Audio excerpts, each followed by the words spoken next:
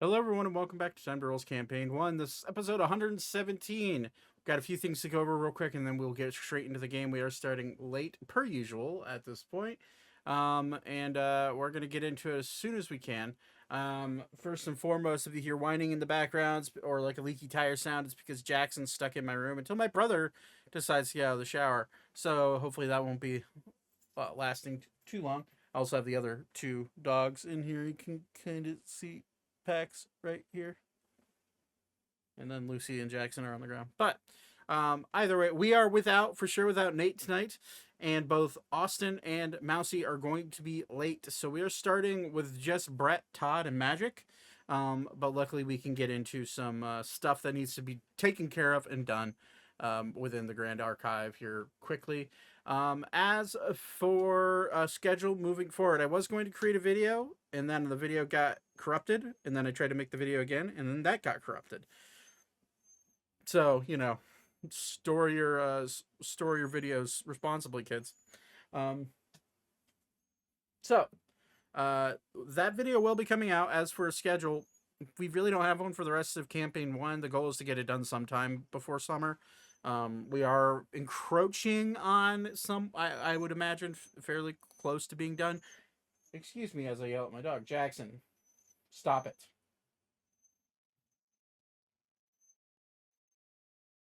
I know you can't hear it because I'm not talking. But either way, so we're dealing with that.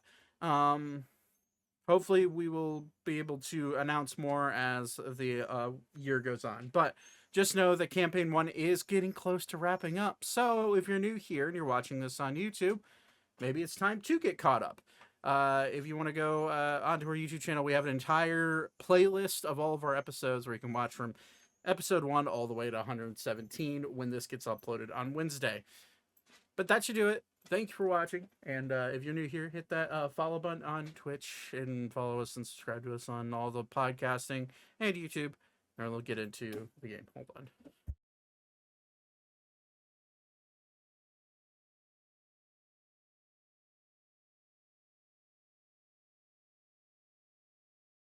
He was trying to open the door. He literally just had his mouth on the doorknob. So that's fun. All right, let's get started.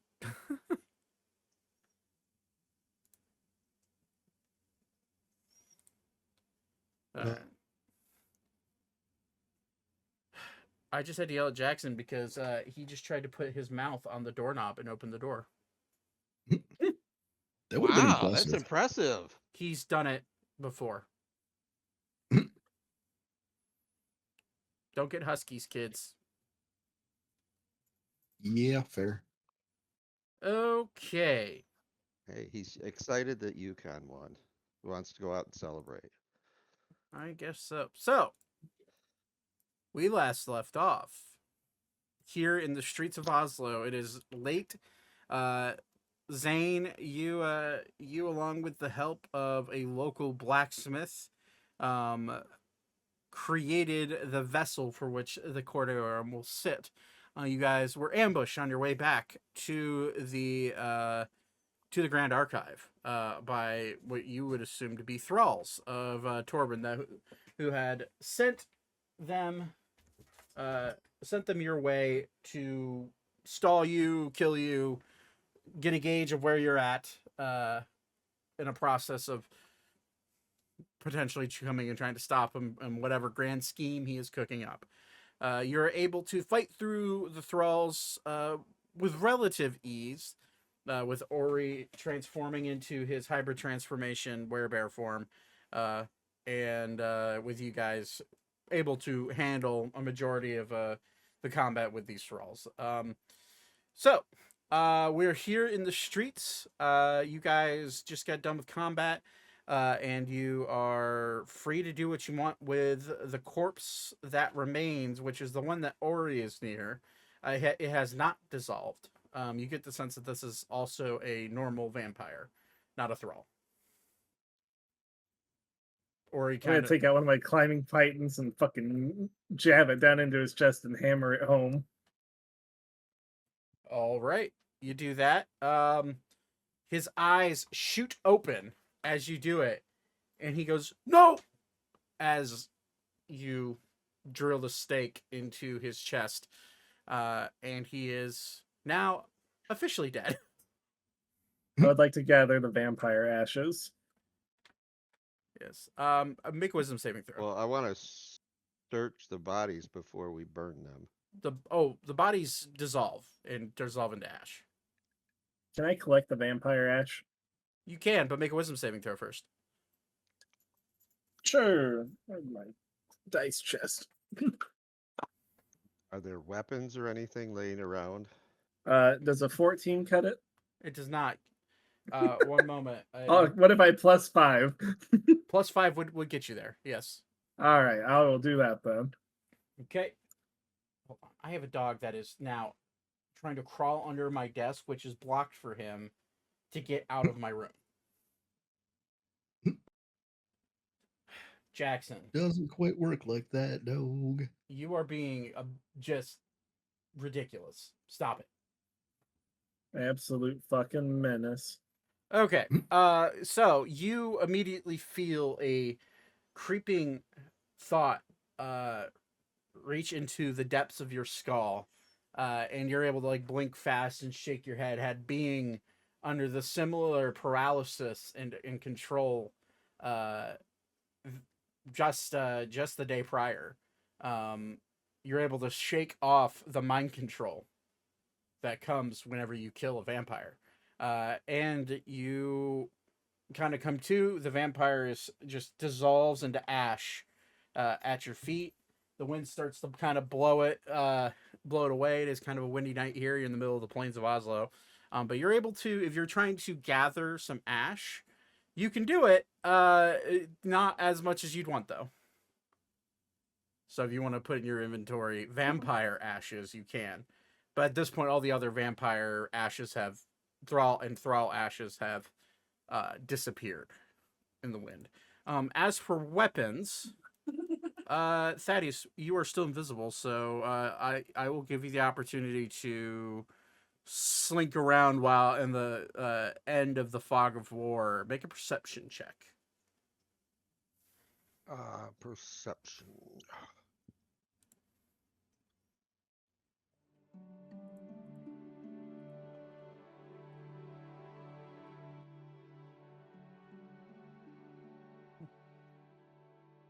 Not my best roll. 16. You didn't really see many of them wielding weapons. However, in the moment of Zane's intense moment of finishing off this vampire, you do see a staff clutter to the ground. And it is it's just a wooden some sort of wooden staff that he was holding on to. But that's the only weapon or item or artifact that you can see on their person.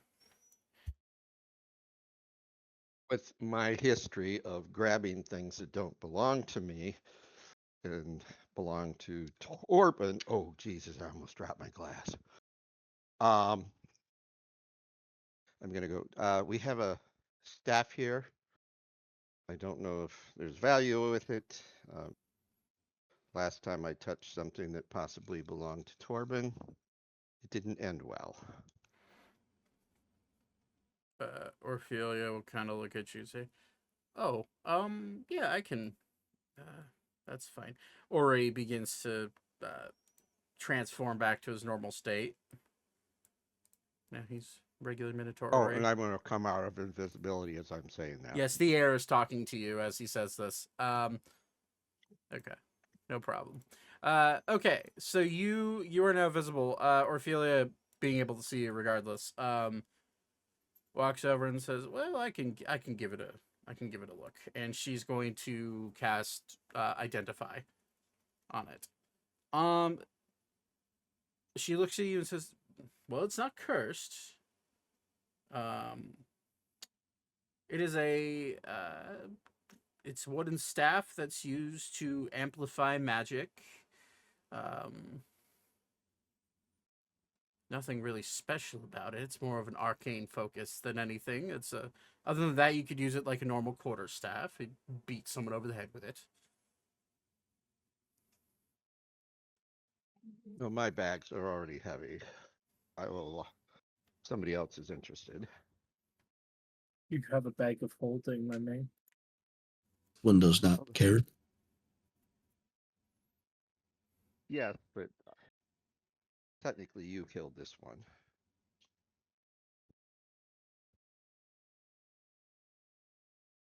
It's just a basically a wizard's staff. I mean, well, actually, as she like kind of twists at the end of the, or I guess you say at the top of the staff where the vampire was holding onto it, there is a tiny little, what looks to be a piece of quartz or some sort of crystal at the top. She kind of twists it and plucks it out. To be precise, this is actually what the focus. And she kind of like channels a little bit of magic into it. I can't do as much with it as he was able to, since we attuned to our focuses separately. But it is a piece of amethyst. It'd probably sell for, I don't know, it's a refined piece of amethyst meant for spell casting. Probably sell for 25, 30 gold.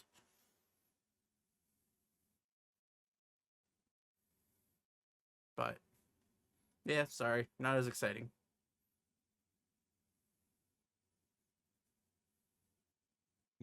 Give it to Beep.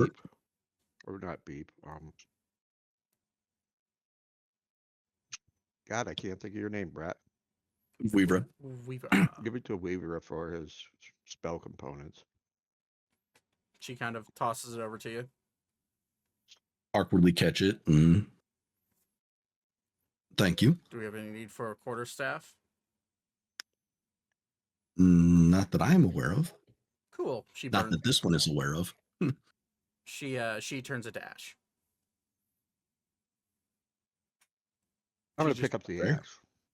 burning hands. You're gonna pick up the what? Said I'm going to pick up the ash. I'm just kidding. Oh. Yeah.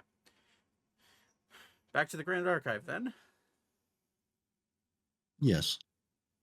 Queen Valentine. Yeah, that would be ideal as she's like wiping vampire blood off of her hands. Need to wash up. Okay, so you guys, as it becomes moon, specifically the blue tinted moon, is now high in the sky as well, with the normal white shaded moon is slowly drifting behind it. In the sky is now about, I'd say, 9 to 10 o'clock at night. You guys make your way back to the Grand Archive. Zane, with glaive in hand, would you like to get a full night's rest before you start the process, or are you going to get right into it?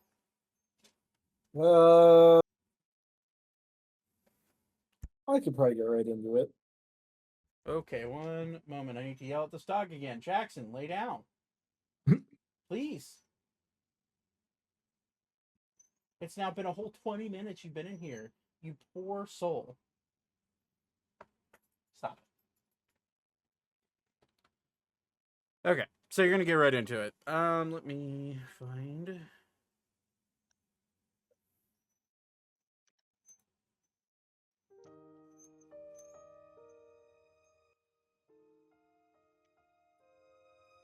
Okay. So you guys make your way back. Immediately, you are greeted by sorry. You are greeted by the king.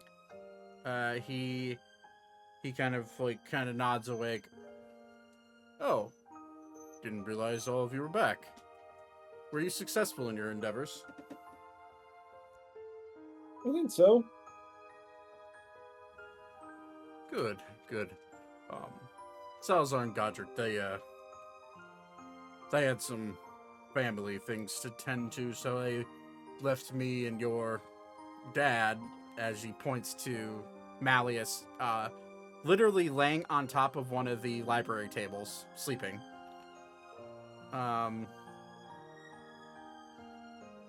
To our, I guess, our own devices, and to watch her as he points at Viola, who is actively writing on, there's like a giant chalkboard, and she's just writing what looks to be like spell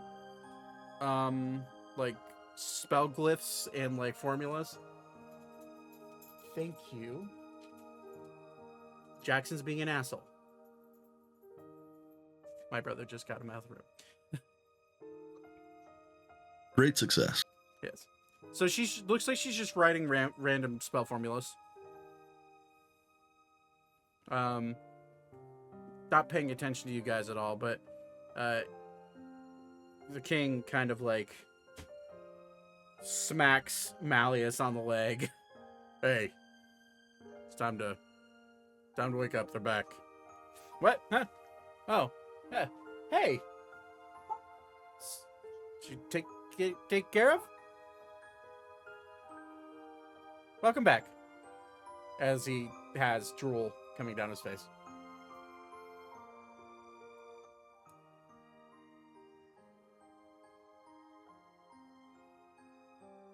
Thanks.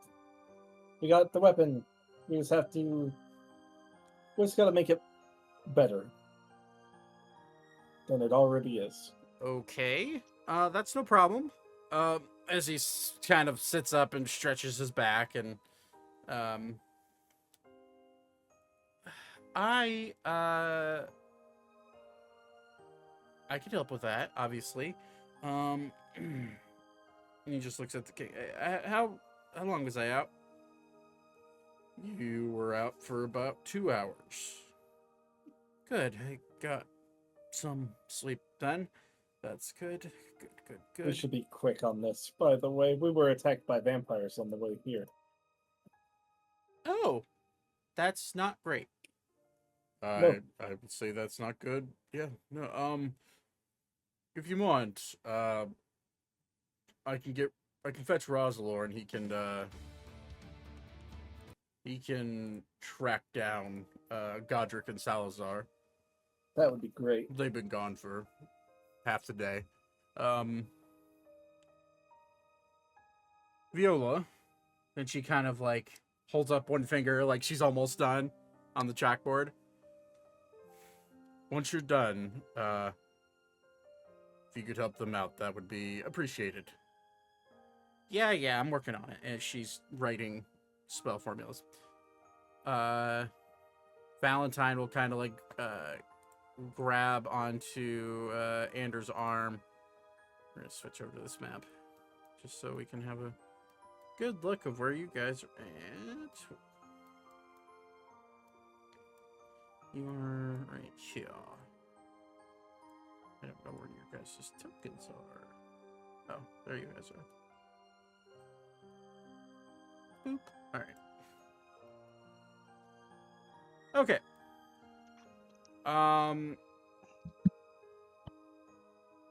Right, so, the king, grabs Rosalor and just says, could you go find our esteemed friends?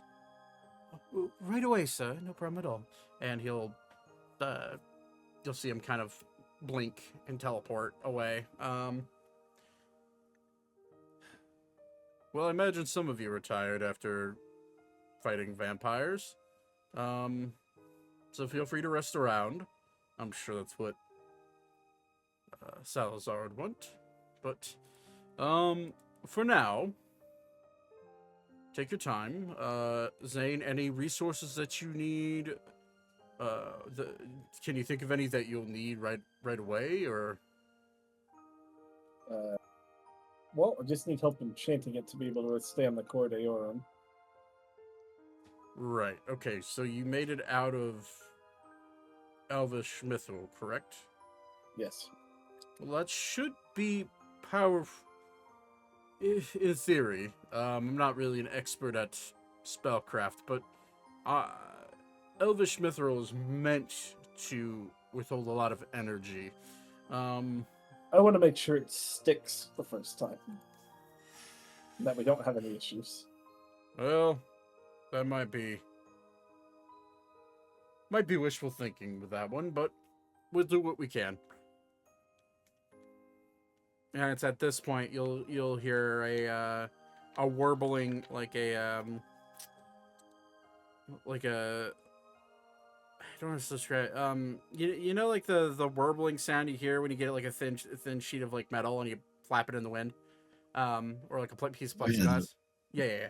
You hear that, and then a popping sound, as three individual pops as Godric, Salazar, and Razalor reappear. What you see is a very inebriated Godric and a pissed off Salazar. They were clearly probably at a bar or chatting about some things that didn't go perfectly. Just off of your standard insight, passive, I should say. So, Godra, hey, how you guys doing? I'm, welcome back. Do we need him? King Xavier looks at you. He's one of the best when it comes to spellcrafting in the kingdom. But maybe not for tonight. He can sleep that off. Very well. Salazar, are you capable enough to help out with this type of project? Capable, yes. This one senses a butt. Let's just say it's been a long night. My idiot brother here decided to have a chat about everything going on in our family, which I was all for until he brought out the booze, and then it went from speaking about family issues to him getting slobbering drunk as you see him now, and I couldn't even speak to him. He's just, I hate it when he gets drunk. But yes, I can help. What do you need? Well, we need help making this better than it already is. Well, let's see what we can do. Let's bring it down to the lab. As you go to walk towards the lab, you feel a tug on the glaive in your hands. Make a strength saving throw. Oh, okay. That's nat 19. Nat 19? Is that your? Mm-hmm. Is that just a 19? That's it. That's it. Okay, let me see. You just barely beat his strength.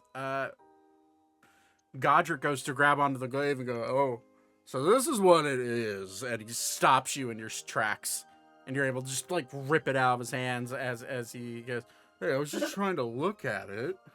You can ask next time. Oh, I'm very proud of this. he'll do like a half bow. I'm sorry. Salazar will slap him on the back. As he's bowing, Salazar will slap him on the back of the head, and he will just fall face first down into the ground. When his head hits the ground, it bounces. And immediately Viola kind of looks over. He goes, okay. And keeps writing what she's writing. And you start to hear snoring coming from Godric as he falls asleep on the ground drunk. High or low? Low. Sorry, Zach. Thaddeus is going to see him fall, and he's going to go over and like try to check on him, and he's going to try to pickpocket him. Okay, I need you to. Are you sure about that? You are in a room full of very perceptive people. And not all of them are me. And not all of them are Vivra. You can do this. I have no problem with it. I just want to make sure that you understand the situation that you're in. You're not just an empty room with just a drunk guy. No, I know. Okay, that's fine. All right, so you go over to pretend to help him. Roll a sleight of hand check. This will be against the passives of Zane, but your entire party, Queen Valentine, Viola,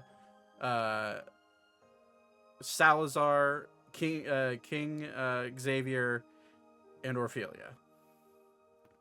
25. Weaver, you see it. Oh yeah, I do. but I'm also me, so I don't give a shit. Orphelia, Anders also there, which he does have a high passive perception as well. What's his passive? Hold on. I don't have it written down. I have everybody else's though.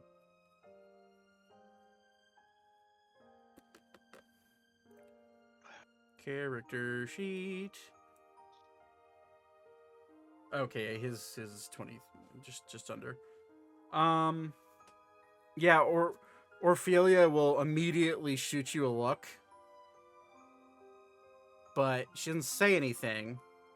King Xavier does not have a high enough passive perception. Viola does have a high enough passive perception. So does Valentine. And Valentine will be like, "Hey, you're not supposed to." As you grab.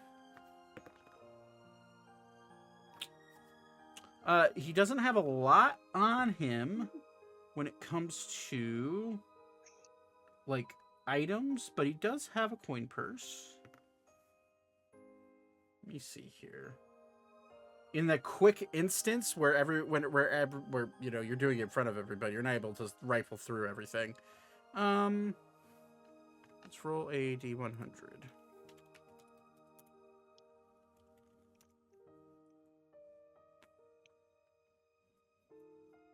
That is the most unfortunate D100 roll I've ever seen. Wow. It was going to be D100 plus 25. So you get 26 gold pieces from him before you hear Valentine say, "Hey, you're not supposed to." All right. As you kind of like bring your hand back. I'm going to slowly, one at a time, drop all the gold pieces on top of him. And then I'm going to say, tell your brother that getting drunk around certain people is dangerous. Salazar will snap back and look at you, see you sprinkling the gold onto him. He will smack his face and like do one of those like holy face palms.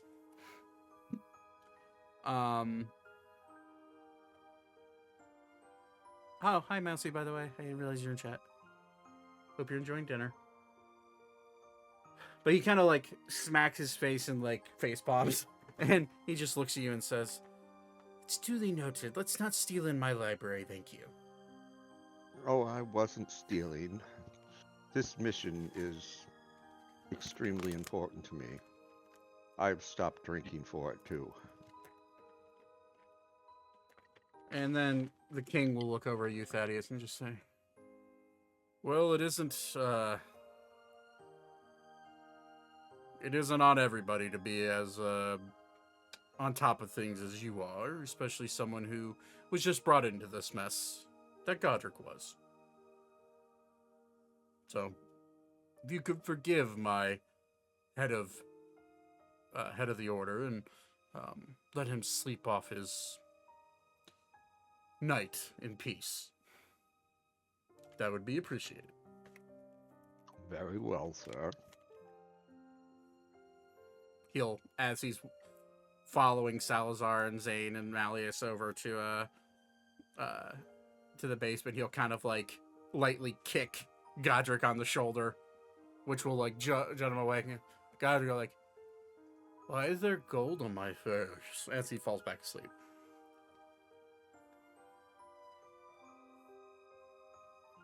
Okay. So, This is chewier beef jerky than I thought it'd be. That's what she said. Giggity? Yeah. Okay. So, anybody that wants to follow down into the lab, you can. If you guys want to, just so you're involved. Zane, you're led down into the same lab where you drew up the blueprints the night prior.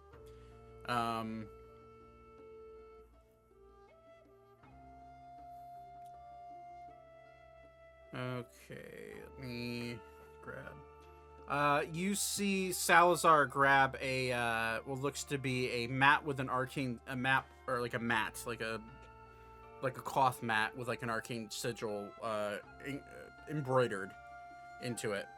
He will place it down and then place paperweights on each side.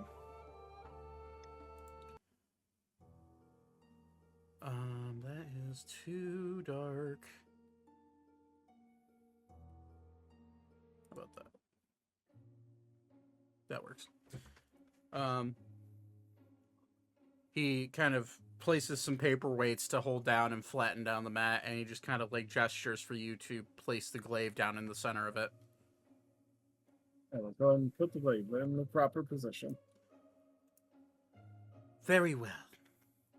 First things first, when it comes to enchanting Elvish Mithril, you need to place a base layer of enchantment on it in order for any other enchantments to hold. So, Orphelia, if you could, and Orphelia will walk over. Yeah, I got it. And she'll place her hands, and you'll see her start to draw a sigil in the air with her hand.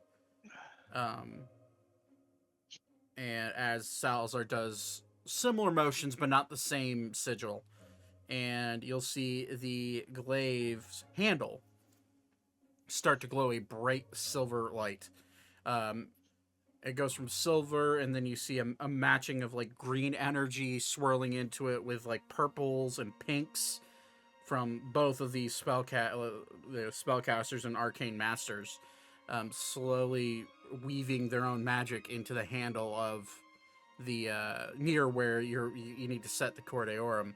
A bright humming sound is heard from the handle and the blade of the glaive. I would like, just to keep things interesting, Brett, can you roll a d20 for me? I suppose I could. And Todd, can you also roll a d20 for me? Sure. Hey, we got some great rolls starting off for me tonight. Christ alive. Seconded. Okay. Oh boy. Well, I had you guys roll for Orphelia and Salazar. Salazar with a 9 plus his spellcasting modifier plus his proficiency bonus.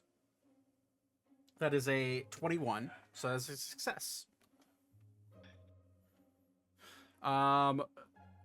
Orphelia, spellcasting modifier plus proficiency bonus with a 2. It's not great, but the DC is 18, and she rolled a 19 with her. She has a very high spellcasting modifier. Technically, that would have been a 10. That you're rolling for Orphelia.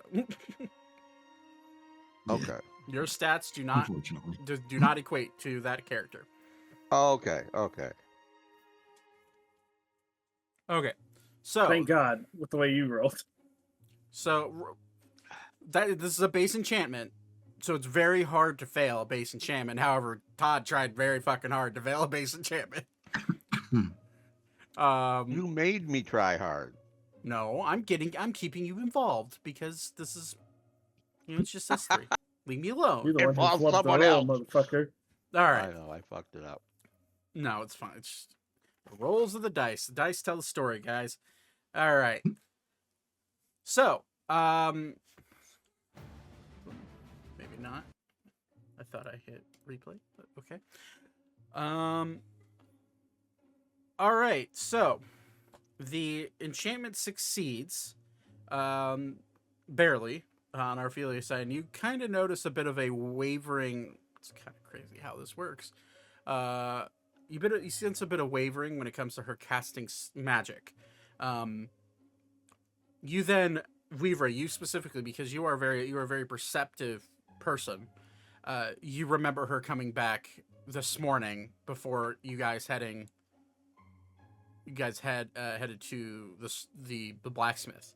You remembered her walking in looking exhausted from the night prior. In theory, I should have had.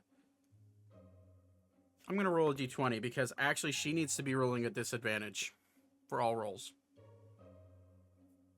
because she has a point of exhaustion. And I also rolled a 2, so that's great. She's just bound and determined to roll a 2. Okay, so she succeeds, barely. Okay.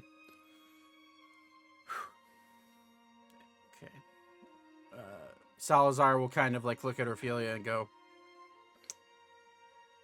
"You can't go. Get out of here." She's like, What do you mean? You are clearly exhausted. Did your duties at the bell tower keep you up all night like they normally do because you procrastinate? I don't need a lecture from you, Sal. Shut up. The world's at stake here. If you can't go, you can't go. Get some fucking rest. And he will like force her out of the way. All right, go ahead. Looking at them both, this one does have the ability to restore that exhaustion somewhat.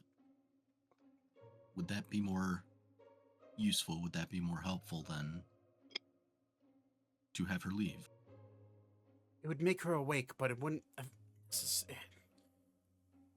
Enchanting is weird when it comes to exhaustion. It's not that your body is just exhausted, it's that her soul is also exhausted. So, being able to weave arcane sigils tends to be a bit more difficult for people. So, yes, it would help, but I think there should be someone else. And he will look right at you, Zane. Come on, kid.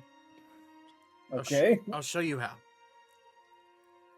While all of this is going on, I'm gonna move over to next to Beep.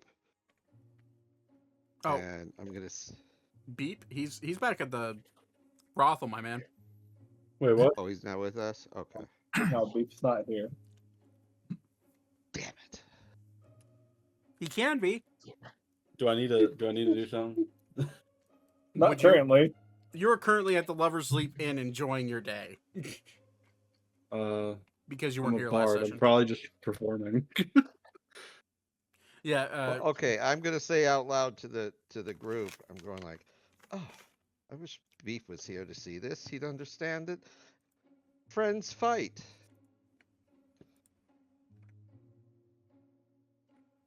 Are you trying to cue the whole like, oh, and there he is?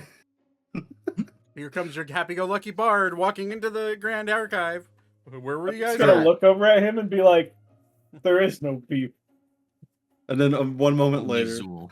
right after there is no beep, each walks through the door. Hello, my friends. Oh, you just missed it. An argument between two people that are friends. Kind I of should like have you said and my I. friends and Thaddeus.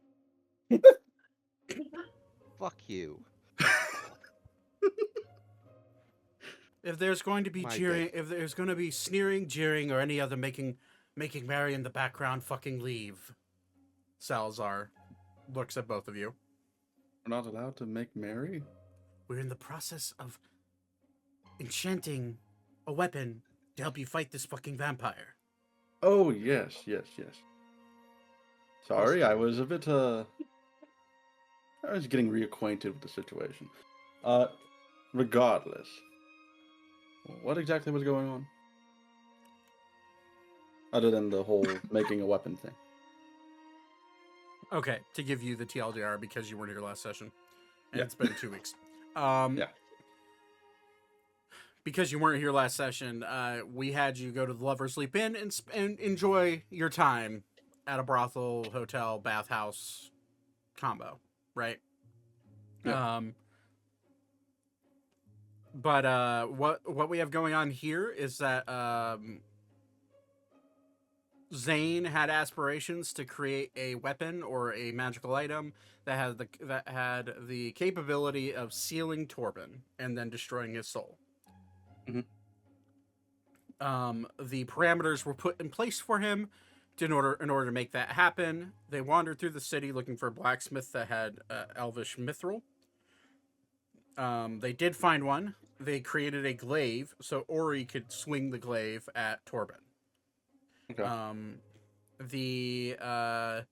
What you also missed is that King Xavier was teleported here with by Rassalor Hillish, who actually ended up not being an evil person. With Godric Mothan, he is the head of the Order of Paladins in Sylvania. They were all teleported here because a outcry was made, or a ascending spell was created that we basically needed the Cor Deorum in order to create a sealing spell for Torb, an undead. All this was brought forth by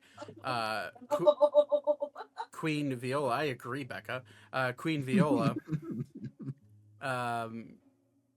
who is the grandmother of Queen Valentine, being summoned from her book here at the Grand Archive. Yeah. I think I was here for that. You were here for that. Either way, fought some vampire thralls on the way back from getting the glaive created.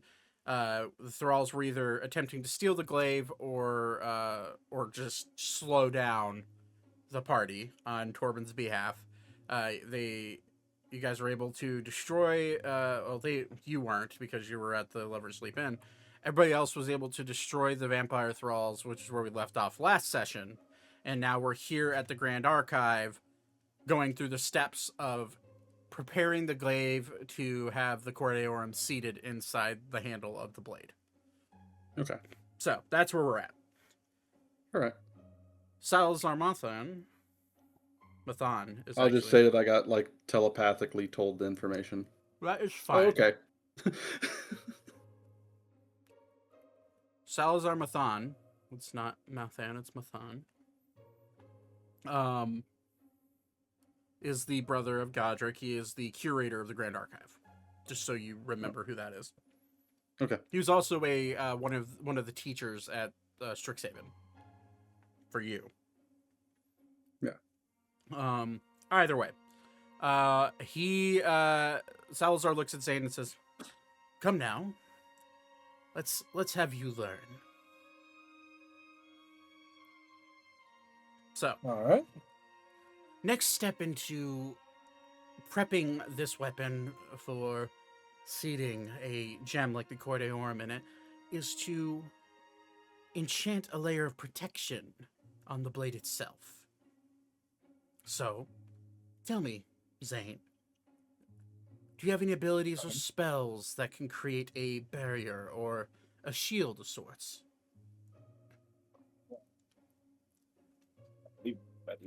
Just double check. How big a shield are we talking?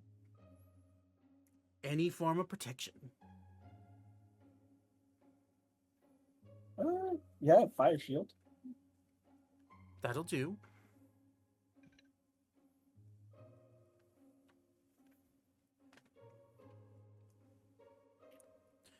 All right. So, the idea of enchantment is pretty simple. It's not as... Well, it's more basic than standard spellcraft, where you can use different forms of magic in order to get the results that you want. It is far more intricate to apply. So I'll be doing the application. You'll be providing the magic needed. So, Right.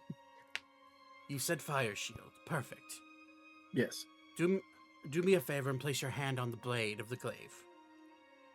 I will And cast firmly grasp it in my hand. the spell. I will cast Fire Shield. You all see a ethereal flame shield begin to float and then attempt to apply itself to Zane's own person, as fire shield normally does. Although you'll then see Salazar reach out to the magic itself as it's forming and begin to wrap it in almost like an arcane bubble. And as he begins swirling his hands and making almost like a circular motion with his hands, and then he will guide the flame protectiveness of the spell, and he will condense it down into a small orb or bead of arcane energy. He will then look at you and say, "Keep your hands on it. I'm going to place mine on top of yours. It's going to burn for a moment," as he takes the bead and slams it down onto the top of your hands. It burns like crazy for about half a second, and then it goes cold as you are resistant to fire. Very And resistant to fire. he will have to roll a d20. So, Austin, you just got here. Roll a d20 for me. And Magic, you roll a d20, add your spellcasting modifier plus your proficiency bonus. That's a lot of numbers. Yep. Oh my god, another 2. You said spellcasting modifier? So whatever your, I think for Or proficiency. Artificer is intelligence. What was your highest stat? Intelligence. So it's your intelligence modifier plus your proficiency bonus. So I'm at a 26. Perfect. With the 2, Salazar rolls a 14. However, with your guidance and your steady hand, he is able to properly place the enchantment of protection onto the blade.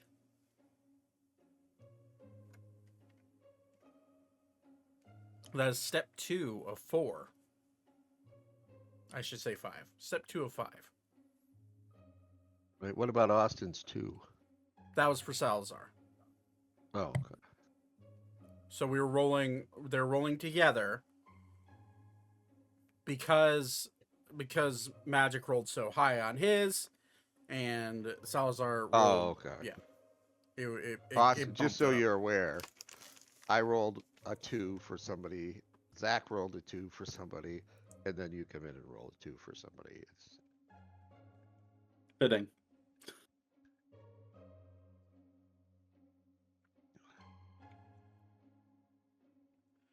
Okay. Next is, I'll need your help as well as your help, Malleus. We have to be able to protect the chamber of where the Cor Deorum will be sitting from celestial energy as well as necrotic. So, Zane, do you have any way to cast necrotic spells? I don't think I have a way to cast necrotic spells. I'll just double check though.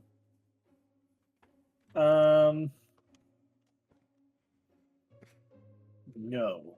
Wait. This one can cast a spell that Oh. protects from necrotic. I can cast Toll the Dead. That is the cantrip. So it's a little bit too weak. But 2 weeks? Okay. Well, no, I don't have anything for that. And he'll look at you, Weavra. Remember that black? Do you have the ability to cast a spell at a higher level for necrotic? That does necrotic damage. Correct.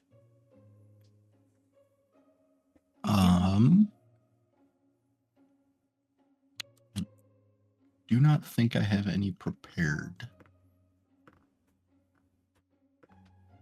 This one does have excuse me, aura of life. Oh, good. So you do have the ability to. That will work for Radiant. Malleus. Yeah, I've got necrotic.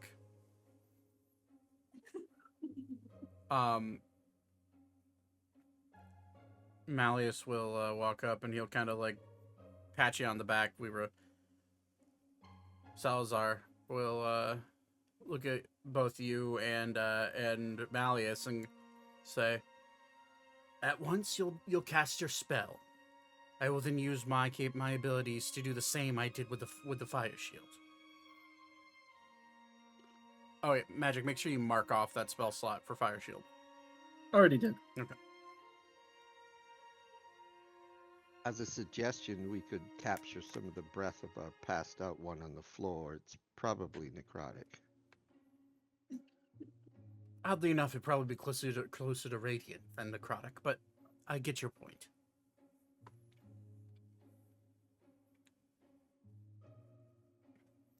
He is an Asmore.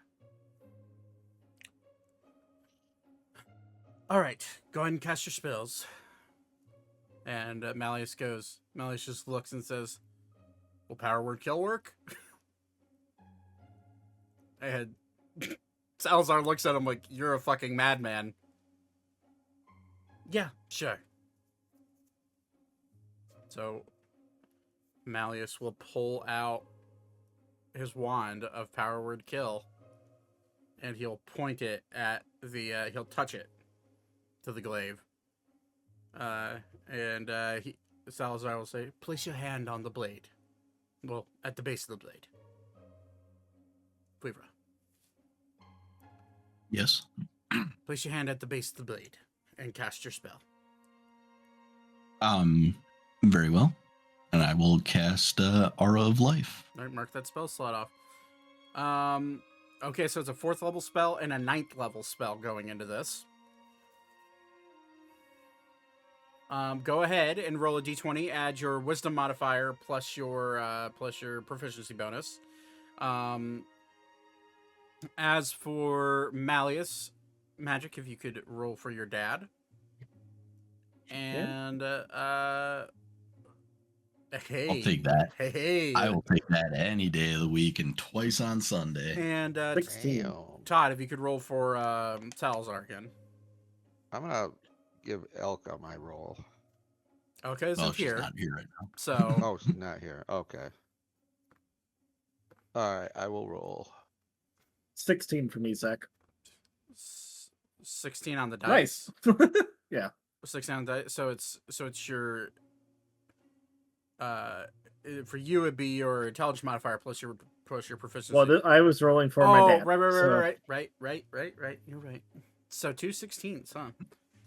This is gonna be really good. Malleus is a +7 to intelligence. +6, that's 13. So that's a 29 from Malleus. And a 28 from Salazar. So yeah, this goes great. You see Salazar. So as Malleus goes to cast the power word kill, and you cast the aura of life. It's kind of funny how those two spells go together.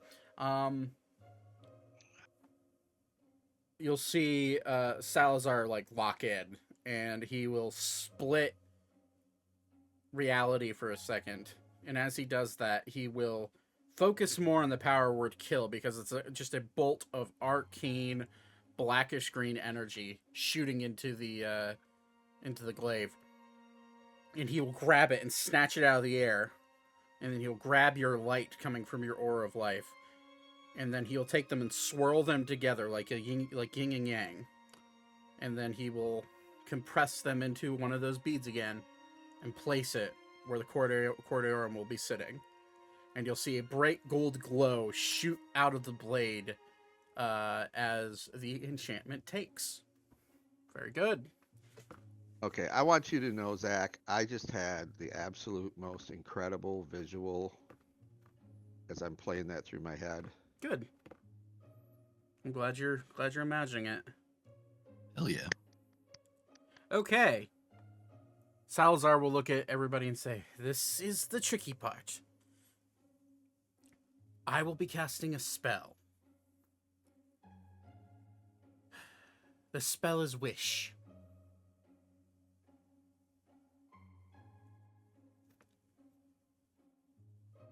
I'll be buff you? using the Wish spell in order to cast the Imprisonment spell. This will be handling the sealing portion of the glaive. This is a 9th level spell, and I cannot cast it directly into the glaive. So, Zane, Yeah. you've just witnessed me capture 4 spells in a row using arcane means. I understand you've never done that before, and I wouldn't make you do it on a 9th level spell. However, there is one person here that I think is capable,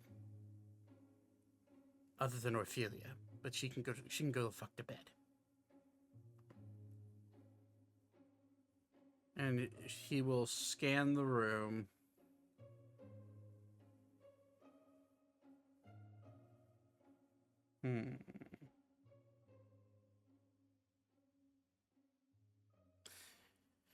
Yeah, you'll do. And he will wave his hand.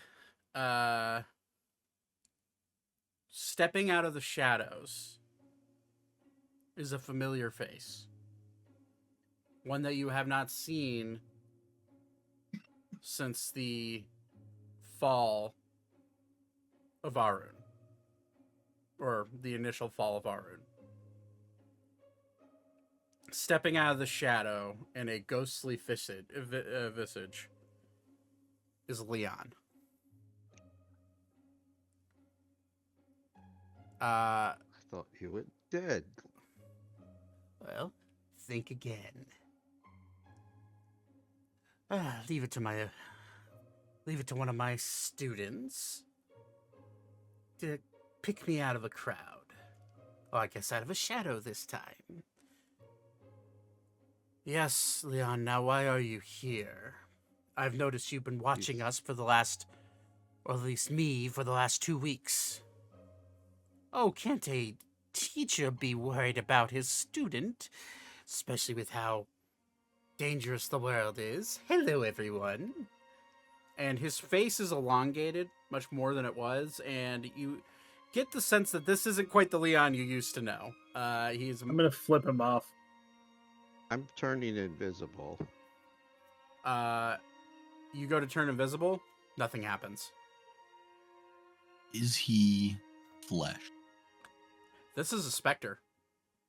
Okay. I'm pulling out my swords, and I'm gonna face him, and say, "If this is sabotage, Oh, I it will isn't. make sure your soul burns in the deepest levels of hell." Oh, dear Thaddeus, it isn't sabotage. I'm just here to see what happens. You always have an alternative motive. I'm hurt. But you're right.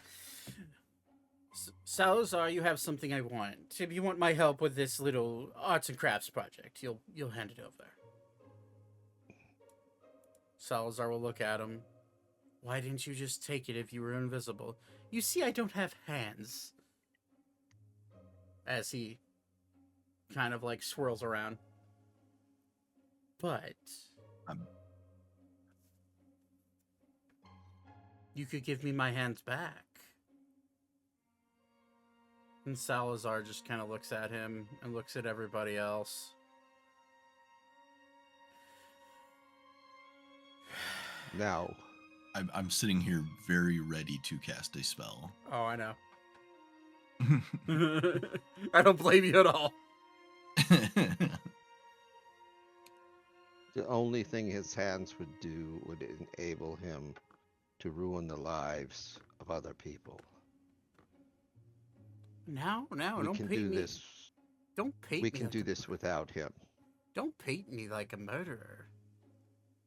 I'm painting you like a slug in a ditch on the side of the road. You are not worthy of being part of this. You have disappointed all of us and shown your true allegiance is only to yourself and the depths of hell which you snuck out of. He will get up right up in your face, Thaddeus, and he will say, I am not from hell. I'm born of this world, just like you. Just a little bit different. So, I understand different. You were not born of this world.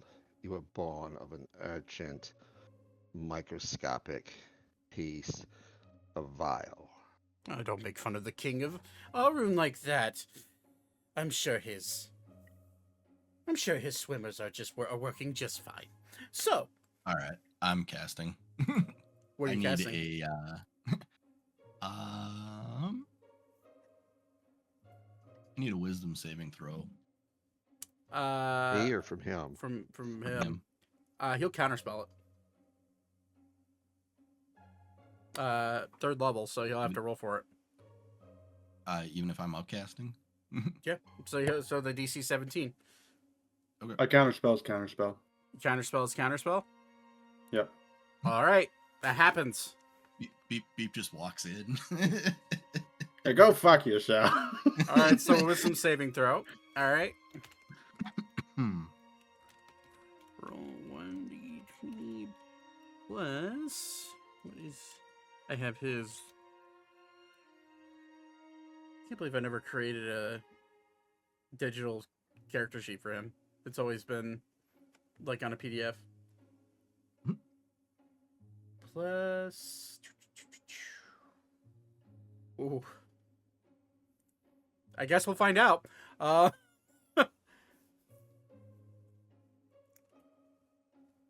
He could roll really bad. 28. Yeah, that very much clears me. Anything happen to him on a failsafe? Or on a, not a failsafe, on a successful save? Don't believe so. He sees you cast that spell, he tries to counterspell it, and Beep immediately counterspells his counterspell. And he just looks at you, Beep, with, like, the most, like, this bitch look on his face. Now, that wasn't very nice.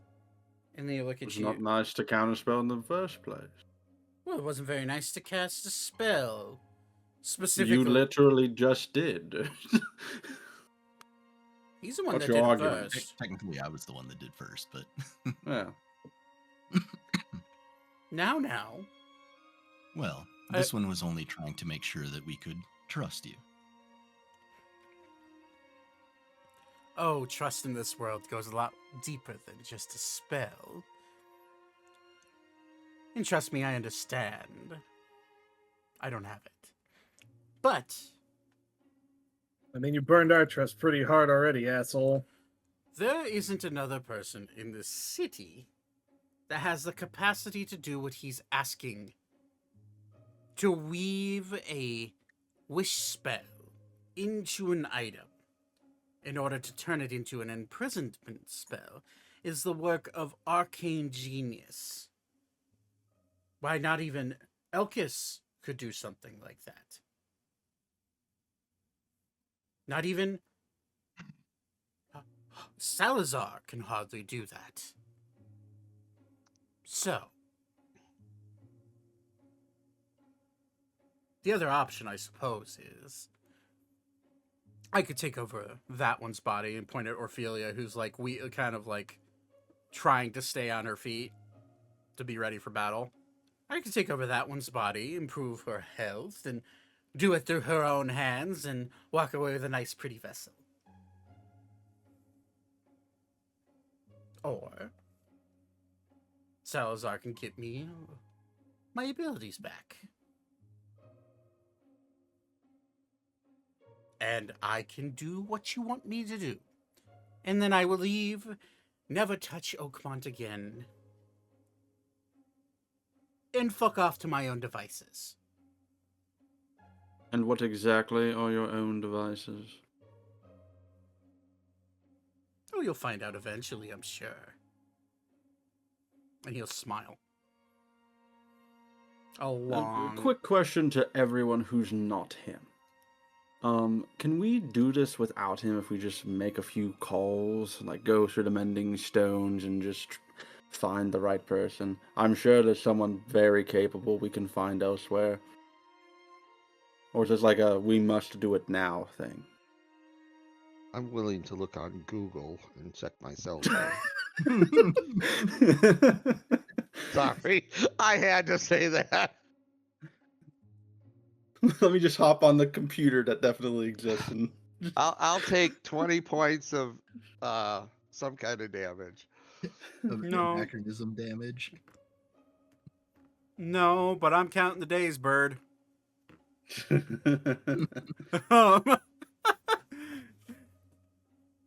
Salazar will look up and say, I have a question. There is one more. Is this our drunk? Can our drunk on the floor do this without getting this? Not this level of enchantment, no. There are I very would few. rather wait There's until we find someone to get this virus involved in this project. Well, there is one other person in the world that you can rely on. But you're not gonna like it. Oh, let If me you say guess, Torbin, I Torbin. will kill you. Oh no, Torbin. He's undead. Basically immortal, but he can't handle this level of spellcraft and enchantment. No, there's someone you are deeply familiar with, though. In fact, he built this very building. Oh, And Salazar just immediately goes, not him. Oh, but him is the only other option. I suppose maybe my father and Arun could probably handle something like this. But getting an ailing archfey down into Oakmont would probably be difficult at this very moment, as he smiles. So, your options are me, your dear old friend Leon, or that bird. unironically, I trust the bird more. I trust the feces from the bird more.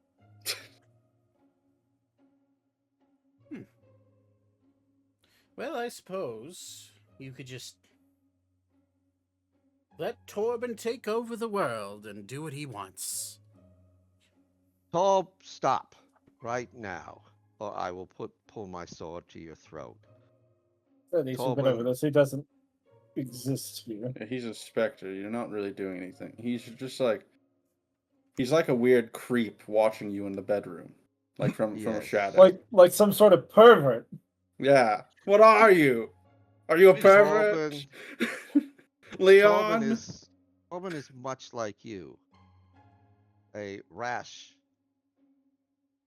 on your body that just doesn't want to go away. Oh, damn. Now, Leon. But Hold on. we can wait, cover it with ointment for a day, and come back with something to fix the rash other than another rash.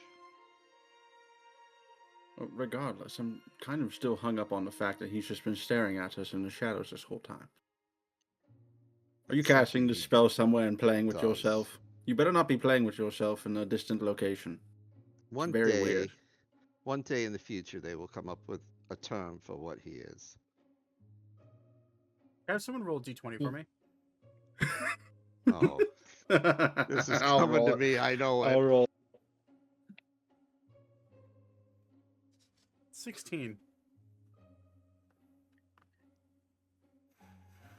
Leon disappears in front of your eyes. I see he got his rocks off and left.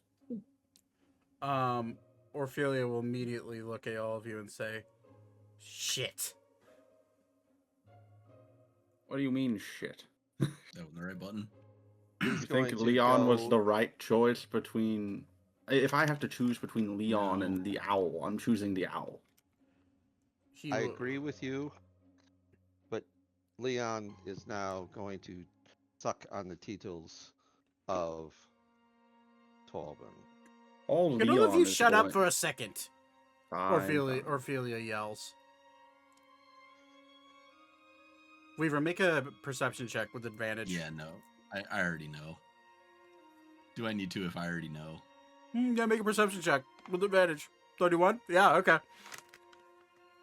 You see a whisk, the wisp of a specter flying past Orphelia going up the stairs. Oh, past Orphelia. Uh-huh. Interesting. Okay. That changes what I was thinking about doing very drastic. I'm gonna go ahead and fairy fire. It's dex If I save. can, yeah, if I can clip him with it. He gets advantage because of his form. That's a natural 20. Okay. Yeah, sorry. He is fleeing. Orphelia will, like, try to set herself up. I don't know where he's going, but he's going upstairs. Chase him. Yep, I'm gonna take off after him. Would this give Oh, I didn't see it. Never mind. I guess Oh, I'll it's go already- to. God, It's- why do it's I like have we're to not deal with announcing it. stupid Fae? I know you want to put a G on the end of that. Wow. That would be a fag. What's a fag? I'm gonna need you guys not to make that close of a joke. Thank you.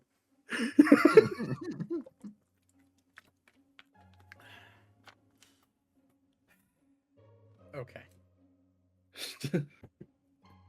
So, Weaver, you're keeping an eye. You see a wisp, and it's moving a lot faster than you guys can when you're dashing. You see it beeline up and then zoom straight towards Viola.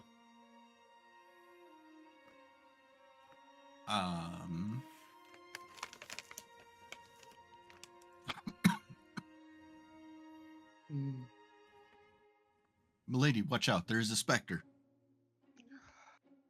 What? And she looks, and Oh. you see the ghost of Leon bounce off of a barrier that is surrounding Viola, and you just hear him go, "Shit!" Can I really quickly do one thing? What's up? I don't know what level his spell is to do this, but I want to attempt to do Dispel Magic at level 8. At level 8, huh? Oh my god! I'll post it real quick. I know what it is. Yeah, it'll be... Yeah. Just so you have it. You see Leon smack into this barrier that's protecting Viola, and subsequently Godric, hilarious enough. And she just kind of looks over and goes, a specter? What the hell are you talking about? And welcome in, Mousy, by the way. Hello. Hello. Hi. You see a form smack off the barrier and like form around the barrier, almost like it's like a mist like enveloping the barrier, and then it reforms back into itself. You reach out to cast Dispel Magic, and you just see and Leon's actual body flop out onto the ground using gaseous form. Oh, All right, guys, let's beat his ass. This is awkward. I really shit. So no powers, huh? That's why you wanted your powers so bad. Hold on, I don't have a battle map for this. Give me a sec. Hold on. Never Beef have is a literally battle map for cracking his us. knuckles. Incarnate time. What do we have? I'm gonna say I stayed with the glaive Okay, that's fine. to make sure we didn't lose it. So That's fine. That's fine. That's fine. Yeah, sure. This is good. This is fine. I sent you a message, Zach. EF Maps, thank you for letting us use your map. Appreciate you. Have a good one. I'm yeah, okay, that works. Arval pulls out his Glock 18 and starts blasting. I'm switching characters to a different campaign, and I'm pulling out my bazooka. Oh my god. See. So anyway, I started blasting. Also, I don't really know what's going on. The Wi-Fi, Leon appeared in gaseous form. He was talking to us.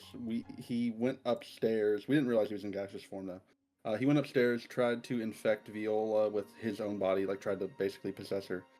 Got it. Then I dispelled magic on him, and he fell out of the gaseous form and just dropped. Cool. Okay. Thank you. This isn't I knew he was a pervert. I told him I was going to cut his balls off, but then he told me he doesn't have any. Okay. Jesus Christ. Alright, I got a map. This is nowhere near the size, but this will work.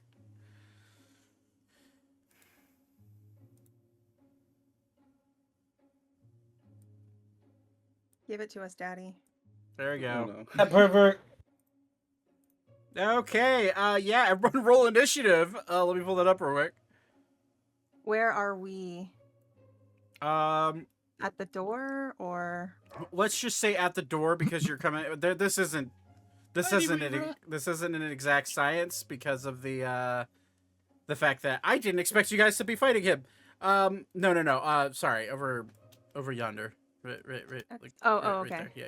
Let me click. Yeah, right by Tiny Oh, yeah. Weaver. Tiny Weaver. How are you smaller than me? I have no idea. It That's Thank the you. real question. is a roll 20 thing. I have no fucking clue. Puny Weaver. Ander would be up here. I don't have a token for Godric or Salazar. Or Viola. Because I didn't expect them to get into combat. Like, at all. Oh, let me Is this just Leon, by the way, or does he have backup? Just. I'm assuming it's just Leon. Todd, I just saw your message. Did you send that before Austin did what he did, or after? As he did it, so I guess after. So would you be- you both had the same idea, which is really funny. Okay, let me check something here. I sent it as he was doing it, so I literally thought he'd just disappear. I didn't think he was in gaseous form. The goal was not to have a fight, but I guess we are. Xavier's Oh, right yeah, I got it. there. The goal is always to have a fight. There's so Leon. I'm assuming the answer is no. Now that it's already been done. Yeah, sorry, I yeah. No, that's fine. Okay, My Rossalor arch nemesis did it, so that's okay. is up here. God knows that bow would probably have not worked. It originally Well, belonged to you'd have a chance, but it would be difficult for sure. well, it was originally set up for Tiny, and he couldn't roll, so Okay, we'll just say that's Godric. And where's Godric? Right here. He's asleep on the ground. Can you just make a blob? I mean, And there's currently an active barrier up, too, right? correct. Yeah. All right, we're gonna use we're gonna say this is Viola. Valentine is gonna be up here with Ander. Viola looks like she's pondering an orb in that picture. Yes. Ophelia's right here behind you guys. And, oh, Malleus.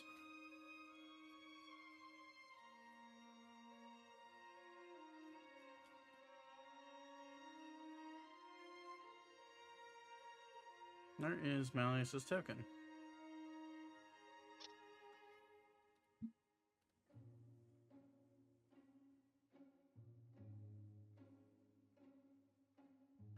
Do I have? Oh, there he is. Boop. Okay. I think that's everybody. Oh, Zane. I'm still downstairs with the weapon. Oh, that's right. Okay, good point. I'll say Malleus is. We're gonna say because this is an exact science. I literally just snagged this map from Incarnate. We're gonna say the fireplace is the staircase. So Malleus and the king are going to keep guard just in case Leon tries to do anything dumb. I mean, haven't we established that is what he is actively doing is something dumb? Being a pervert? Yeah, I'd say so. And I'm gonna say Ori's gonna stay downstairs with you because Nate's not here. Okay, so initiative from I need initiatives from Todd. Never mind. Yeah, Todd, I need initiative from you. And then I have a bunch of initiatives to roll for. I'm gonna say these guys aren't gonna do anything back here. Ophelia, I will roll initiative for. Turn. Wow, Elka and I had the exact same score. That's funny. Oh, dang. I'll say Godric has a chance of waking up. Viola's going to be maintaining her barrier, and I need Leon. Okay. I forward my initiative to Elka. Okay. 18 for Valentine. Fucking 11 for Rosalor. 21 for Ander. Ironically, a 23 for Godric. The Witherbloom apprentice is Viola. So we're gonna say it's Didn't he roll with disadvantage? I did. Oh, jeez. Yeah, I rolled an 18 and a 19. We still go before him because we're 0.2.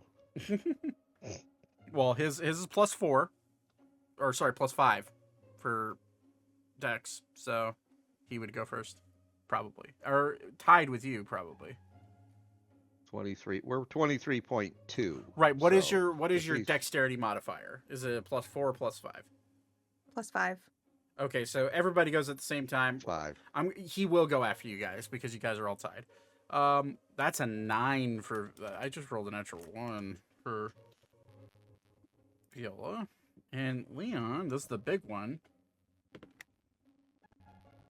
That'll do. Yeesh. Okay, this is Tuesday.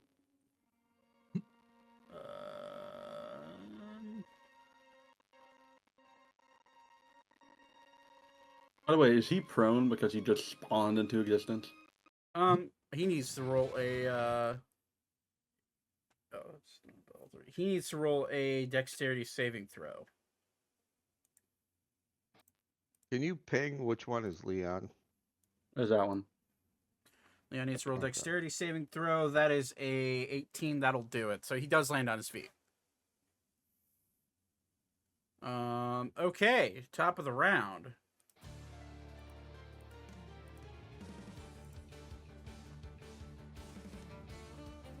Leon will be like, this isn't good. I'm gonna say you guys are in front of the door, so you can see everything. That's fair. Yep. He's gonna go like stop and look and like gauge, realize that he is horribly outnumbered. He is going to shit. Have the sword on the table and That's not there. Yeah, it's not there. I'm just gonna pick it He is going to cast Gaseous Form again. And become, Counterspell. You're going to counterspell? He's going to counterspell your counterspell. Someone Doesn't counterspell his that take- counterspell on my counterspell. Doesn't that take 10 minutes to cast? Gosh, well, technically yes. Not with him. I have a question. Did we have a long rest before we did this? No. Okay. Did we have a short rest during this time? You would have, yeah, you would have had a short rest, but not enough to reset her wand. Or I'm thinking more for her hit spells. points, so. Oh, for hit My points? action- Yes, you can go to roll. Well, my action surge also is. Oh, right. Yeah, you would have gotten your action surge back, yeah, because of short rest. Anyway, I can counterspell the counterspell. You're going to counterspell the counterspell? Yeah. Okay. Leon doesn't go anywhere because of that chain of fucking arcane bullshit. Okay. 8. Bonus action, Leon is going to, Sorry, I'm looking at something. he still has movement, and he has his wings, so he can fly. Don't we have initiative over him? No, he has highest No. initiative. He is rolled 25. It's literally on the screen. Oh, Leon's gonna fly over this bookshelf. And he's going to use his bonus action to hide behind the bookshelf on this side. Wow. Can I Bro's fetal reaction? positioning over there. just yell out, Uh, "Woman up! Throw some Weavra, labia!" Weavra, you see Yep. the top of his yellow hair sticking up over the bookcase. that tracks. He actually Hey, the rolled, dumbass is over there. he rolled I was gonna okay. say. He rolled okay for his stealth, but not much hides from Weavra. Yeah, no. I'm just gonna point. I mean, we all saw him jump over, Uh-huh. so like, That's his turn. Unless we is don't his your have turn. object permanence. We didn't lose him. All right, Thaddeus, it is your turn. Actually, Elga's before me. Oh, okay. Y'all like rolled the same, but yeah. I granted her He's doing ladies first. women before men.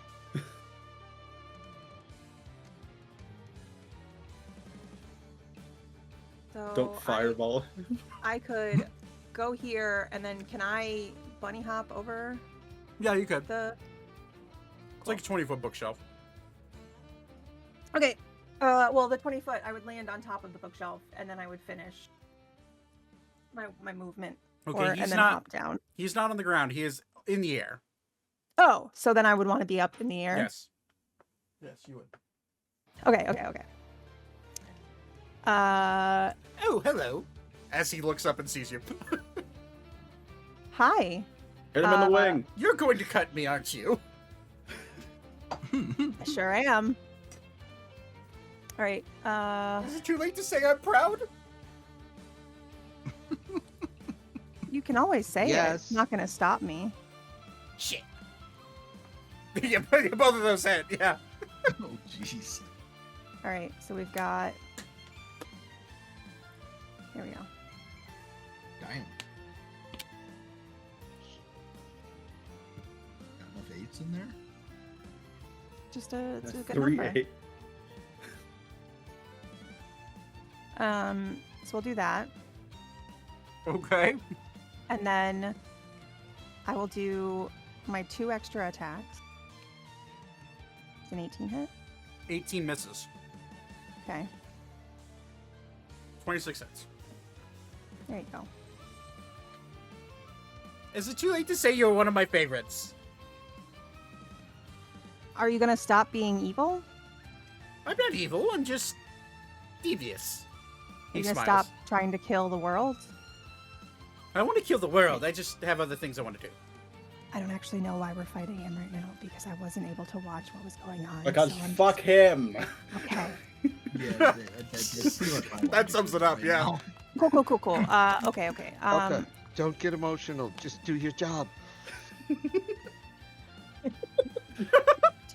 Sane's in the basement I'm- just waiting for his friends to come back. Like, Yeah. I'm gonna look at Thaddeus and be like, does it look like I'm getting emotional? Okay, what I said was very sexist. I'm sorry. Just kill him. This one would recommend not answering. All right, I'm gonna action surge. We're gonna do it again. You can only action surge once. Oh wait, you get an extra attack. My bad. Yes, do it. This is my first time action surging. I'm sorry. Look at that. Look at 17 this. misses. Natural 20 does hit, obviously. Full damage. Damn, you've rolled a 29, 28, 27, 26. Holy shit. Jeez. And a 17 and an 18. All right, and then I'm going to do another attack. Does that hit? 24 hits. Yeah. And then another one. You don't get your offhand anyways on a action surge. You only get one bonus action in a turn, even if you use action surge. It's every time I take an attack action. You get 2 extra attacks. Yeah. So 1, 2, 3, 4. 1, 2, 3. But I have. You're right. I'm dumb. Carry on. Nah. I love you so much. How's he looking? Doesn't seem hurt. I'm just gonna real quick be like, stop being a dick. And that'll end my turn. Okay. All right, Thaddeus, it's your turn. All right. I am gonna move 30 feet, and I may have to use an acrobatics. You only roll have to do this. you also have your soul knife thing. Don't forget about that.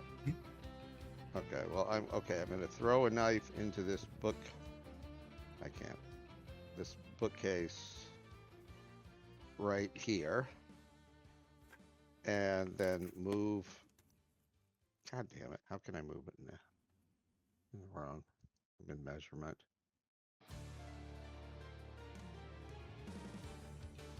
Technology. I'm still in measurement. Would you like Okay, to move your? Yeah. Where are the? Thank you. Yeah. Okay. I want to move over here, so I can get it. There we go. So I can use my, because he's focused on Elka. He is I currently am engaged, so you do get sneak attack. Yes. Sneak attack. So I'm Can you? going to. Do you have enough movement to get a? Oh no, you wouldn't really be able to get around him. to the He's other side. about 10 he's feet floating in the air. Yeah. Yeah, I so- realized. So. Okay, so I am going to use my first attack. Okay. What? You're- 15 would miss. Okay, my second attack. 27 hits. Okay. Plus sneak attack.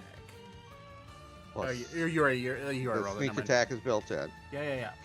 I'm going to use a talent that I have, which I can roll again All right. and take the higher. Okay. Yeah, that's I know exactly what you're talking about. As a relentless attacker or savage attacker. Savage attacker. Yeah, savage attacker. Okay. Savage attacker. Cool. That's a 31. All right. Yeah, that's a pretty heavy hit with he doesn't take the necrotic damage, you notice.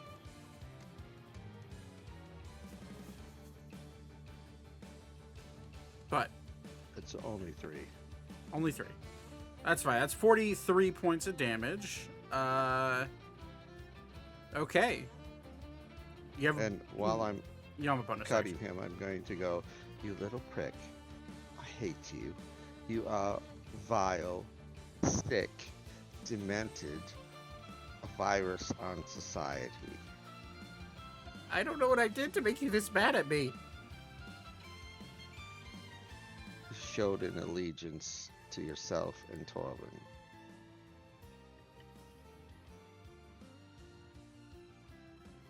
Okay. And you'll just leave it at that. It is now Godric's turn. Since I believe that's all your movement and your bonus action and action. Godric is going to roll a Constitution saving throw. If he wakes up, he's... Well, I guess we'll see. So it's 1d20 plus a lot.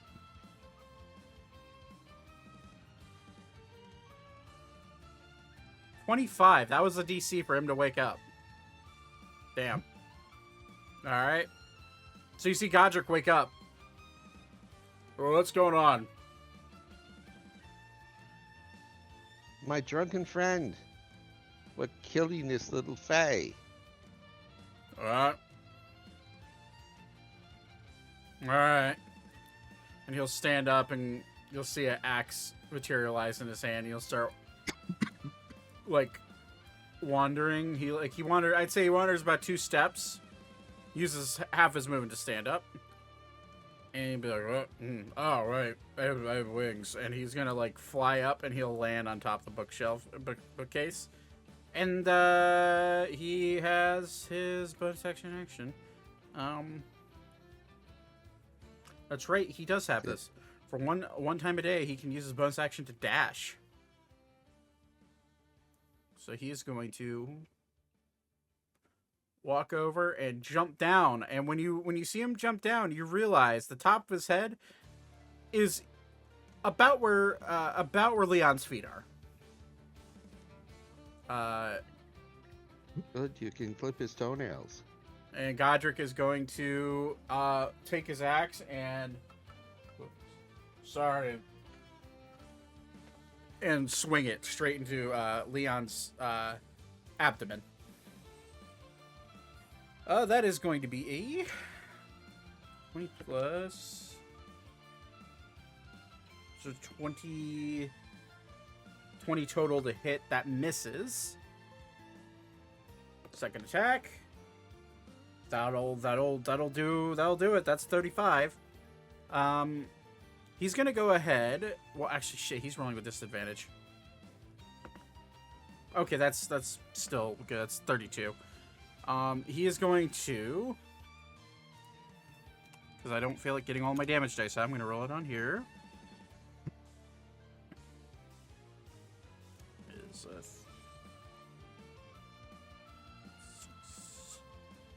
and he's going to smite him. White as ass, sea bass. That is 8d6. A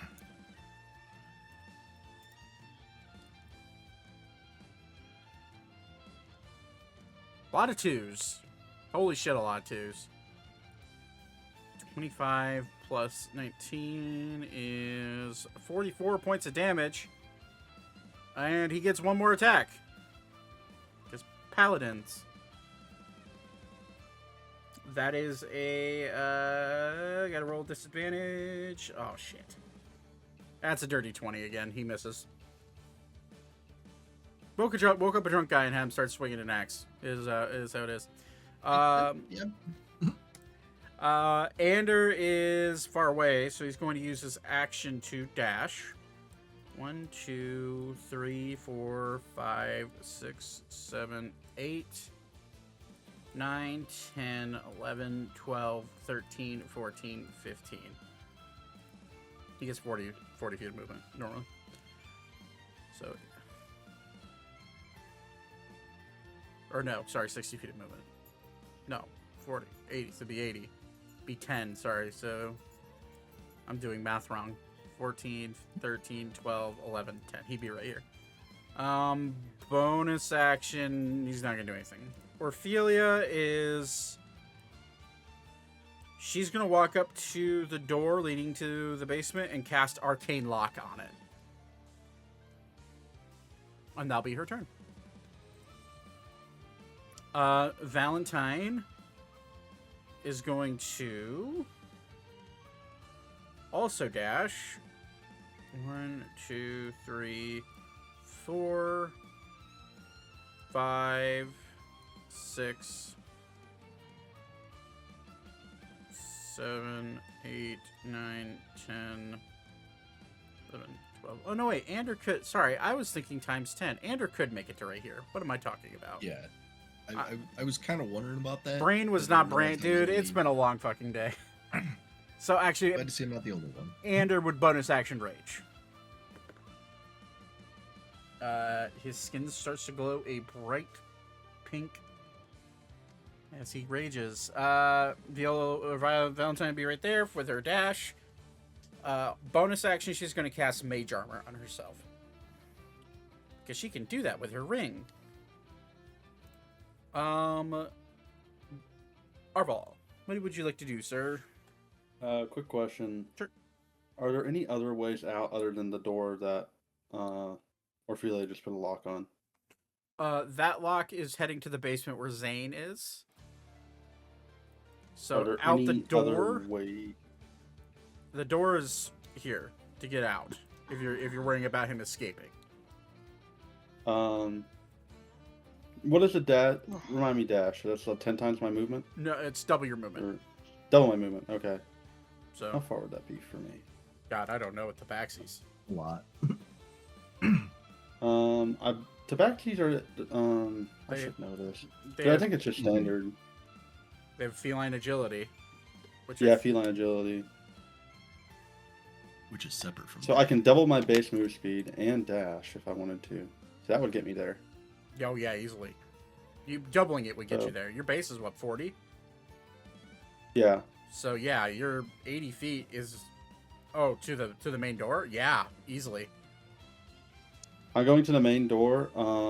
I don't think I would have the ability to do this, but I'm going to ask anyway. I'm assuming I cannot start doing Liamon's tiny hut. No. Okay. That is an action. Yeah. And All right, Lehman's well, I'm tiny just hut does take a minute to cast, so that's I know. That's like one full turn, right? Or that is 10 That- rounds. 10 turns. 10 rounds. Oh, well, never mind. Hold on. I did not realize that was 10 rounds. Okay. I rescind my idea. If you wanted to, you can get over here and cast a spell at him easily. Yeah, I'll go there. And secondary idea, which I'm sure you have a counter to, but I'm going to try it anyway. Polymorph. He cannot counter because he's already used his reaction. Then So polymorph. polymorph. It's That's a saving throw. it's a charisma, right? Actually, hold on. No, it's wisdom save. Wisdom save. Oh, well, he's probably gonna succeed that one. But if he fails, Yeah, he's wisdom save is pretty fucking high on Leon.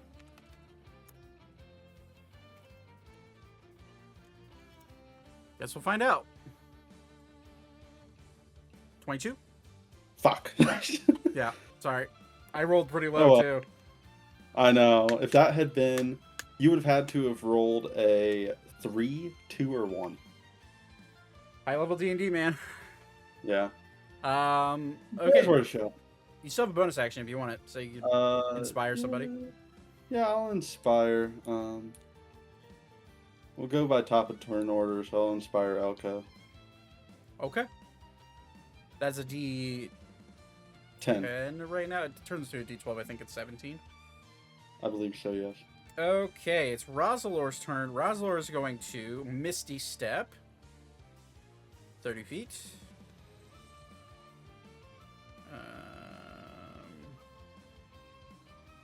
Actually, he's going to go this way. So he's going to Misty Step 30 feet that way. Boop.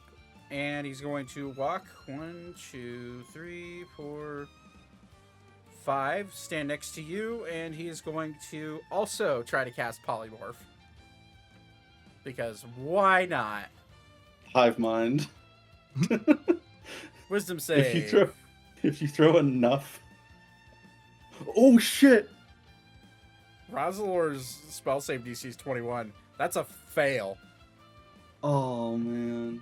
Woo! That's poetic fucking justice. Holy shit. That's awesome. The abuse. Turn him into a slug. The abuse just got his abuser back. Holy shit. Wow. All right. Rosalor is going to turn him into Slug. Sure. Turn him into a slug. He falls down and takes fall damage. No! Quickly, someone react, catch him. I will give Ander, Godric, Elka, and Thaddeus all a chance to catch him. Would that be a What am I dexterity rolling? save? Let's go with an acrobatics check, and the DC is 30. Oh, she did it! shit! Suck it. I got a slug now. Yeah, Put him in Elka. the bag of holding. It's over. Oh my god, no! This poor man. Forever to be tortured by you guys. I'm gonna pet him on the head and be like, "It's okay, you good boy now."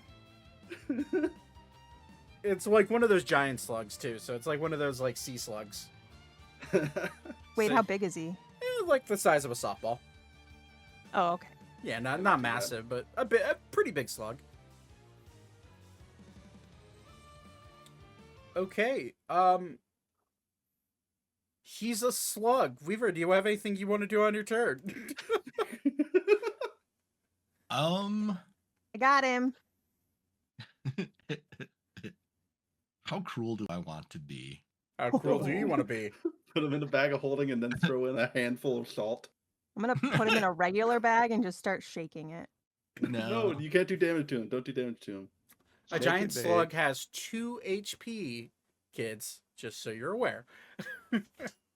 What is a giant slug's constitution by chance? Because I'm gonna need a constitution. A I'm whole gonna ass. need a constitution saving throw. Holy shit, Brett. That's a negative. Oh no. That's a -4. Oh. So yeah, He's got to roll like a natural 20. Yeah. No, that's exactly what he has to roll. Actually, that teetered on a 20 and a 14. I can't even express to you. That's a fail. All right, so you guys all, Elka, you just watch this tiny little slug start to turn to stone. Aww. Okay, I have a hammer in my bag. Oh Can my you just- god. Okay, I would like to We- remind we're you finished. the interior of the statue is still flesh and blood. So it doesn't turn the whole body; it turns the skin and traps him into stone. That just makes if the breaking creature it is that much physically more broken fun. or petrified, Wait a minute. it suffers from similar deformities. I have an idea. Oh Everyone wait, state. actually, this is a 6th level spell. Sorry, actually. Yep. You maintain your You should constitution. Okay, yeah, no, it turns into a fucking statue. It only lasts for a minute, so do what you want within a minute. Oh no. If I maintain concentration on it, it's Thaddeus, permanent. pull your pants down, Yes. bend over. Oh no. What is this fucking Okay, Ant-Man okay, versus hold on, Thanos? hold Oh, on. I see. Okay. High or low? Oh no. Oh I'm gonna roll no. Low. this on the game. Low. If it's low, I bend over and drop my pants. Oh god, I don't want this to Jesus happen. H. Please don't have this Christ. happen. Please don't. Okay. I've had a drink. I've had a couple drinks. Roll, god damn it. Even the game doesn't want us to roll for this. I Please know, don't. this is like fucking with me. Okay.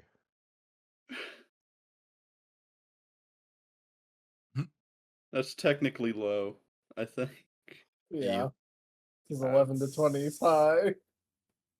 Okay, so Thaddeus turns away and drops his pants. I'm shoving this stone slug it's- right up your butt. He's technically not stone yet. He still has to roll for at least. Oh my god, no! You want like A a few more living times. slug up there? Ugh.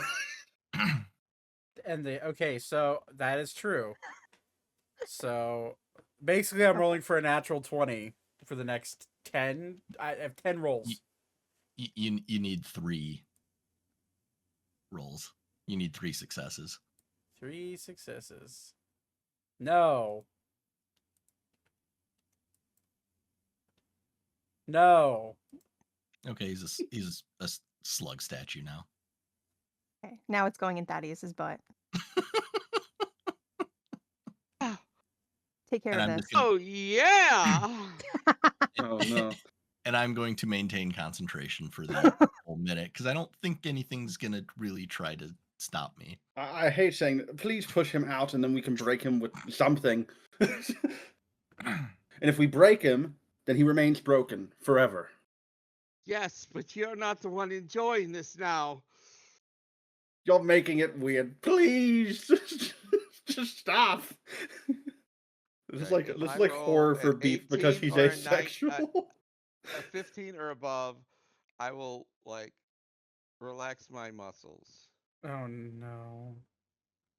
No, I can't God. believe we're actually doing this. Yeah, why? I can. Nope.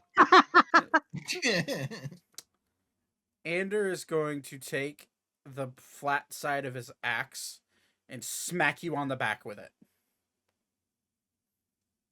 Which part of his back? His actual back or his ass? High or low? Well, one part of his back's definitely high, the other one's low. All right, that's fine. I rolled a 19, so yeah, he will smack you like straight in the center of your back and be like, "Fucking shape up." You guys are no fun. No, I want to kill him. At this point, Valentine runs around the corner. It's like, Wait. what is happening? I'm I have an very idea. sure that he also wants to die. So well, great. I'm solving his problem for him. What? I have it under control. Well, That- we put it that way. Hey, quick question, Zach. What is the tip of Geronimo made out of? Why do you ask? I want to effectively do death by 1,000 cuts on this slug in a stone form. Geronimo is made out of mithril. So that would definitely cut stone. That would definitely cut stone. I'm assuming that the hit to Thaddeus's back was enough to dislodge the slug. Thaddeus, roll a Constitution saving throw. Oh no. I hate my life. God, this is. I love this for you. I love you, Zach. Please don't. Constitution save. Yeah, Yes. roll a con save. Or is it a strength save to see how Okay. strong his rectum is? Thank I you, rolled a God. 1. Oh my God. Yeah, that's something. Oh.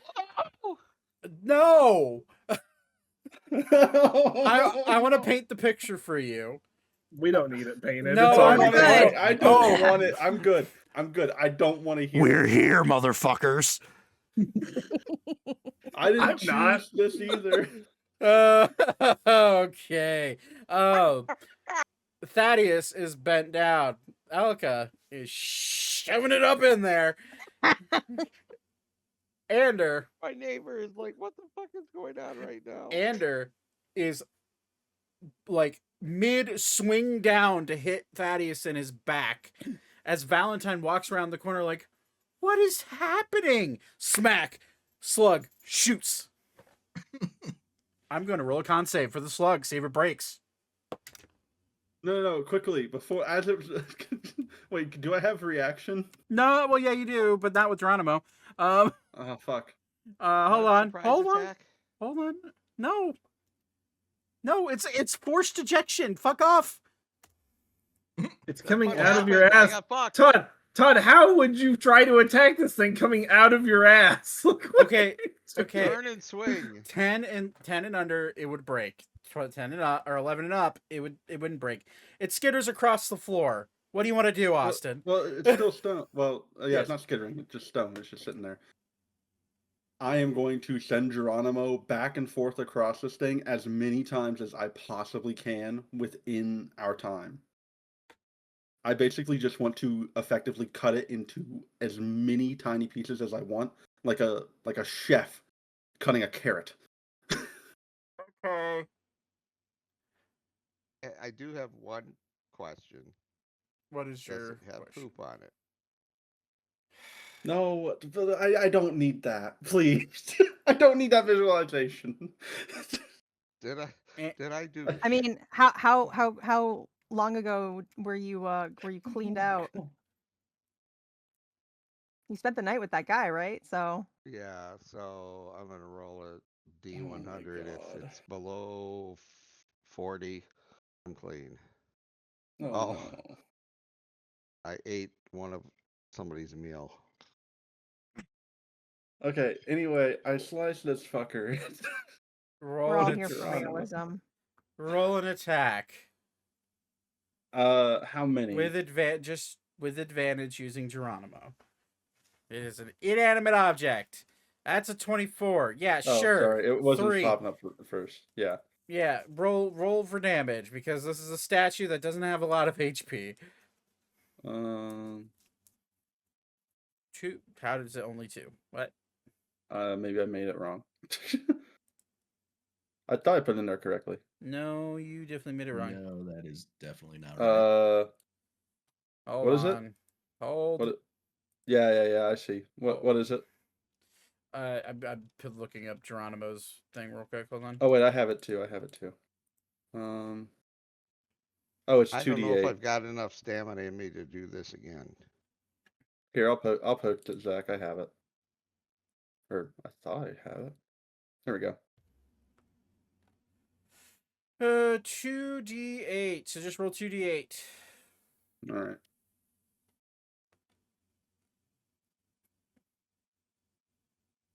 There's force damage too, so it does double damage to the stone. So that's So 12. 12. Roll again. Another attack. Yep. Oh, I mean like damage or attack roll. Attack roll. Okay.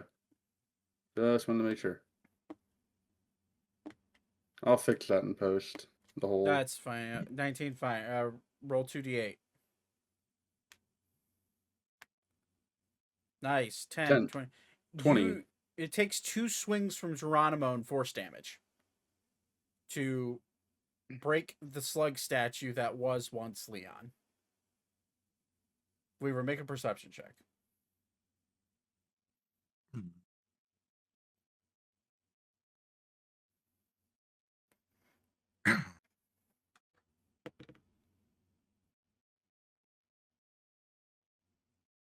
Okay. Only 11. Well, he rolled a 10. You see a tiny little wisp, only you, because his stealth is pretty high. You see a tiny little wisp shoot up into the ceiling, away from the chaos from the other side of the bookshelf from where you're at.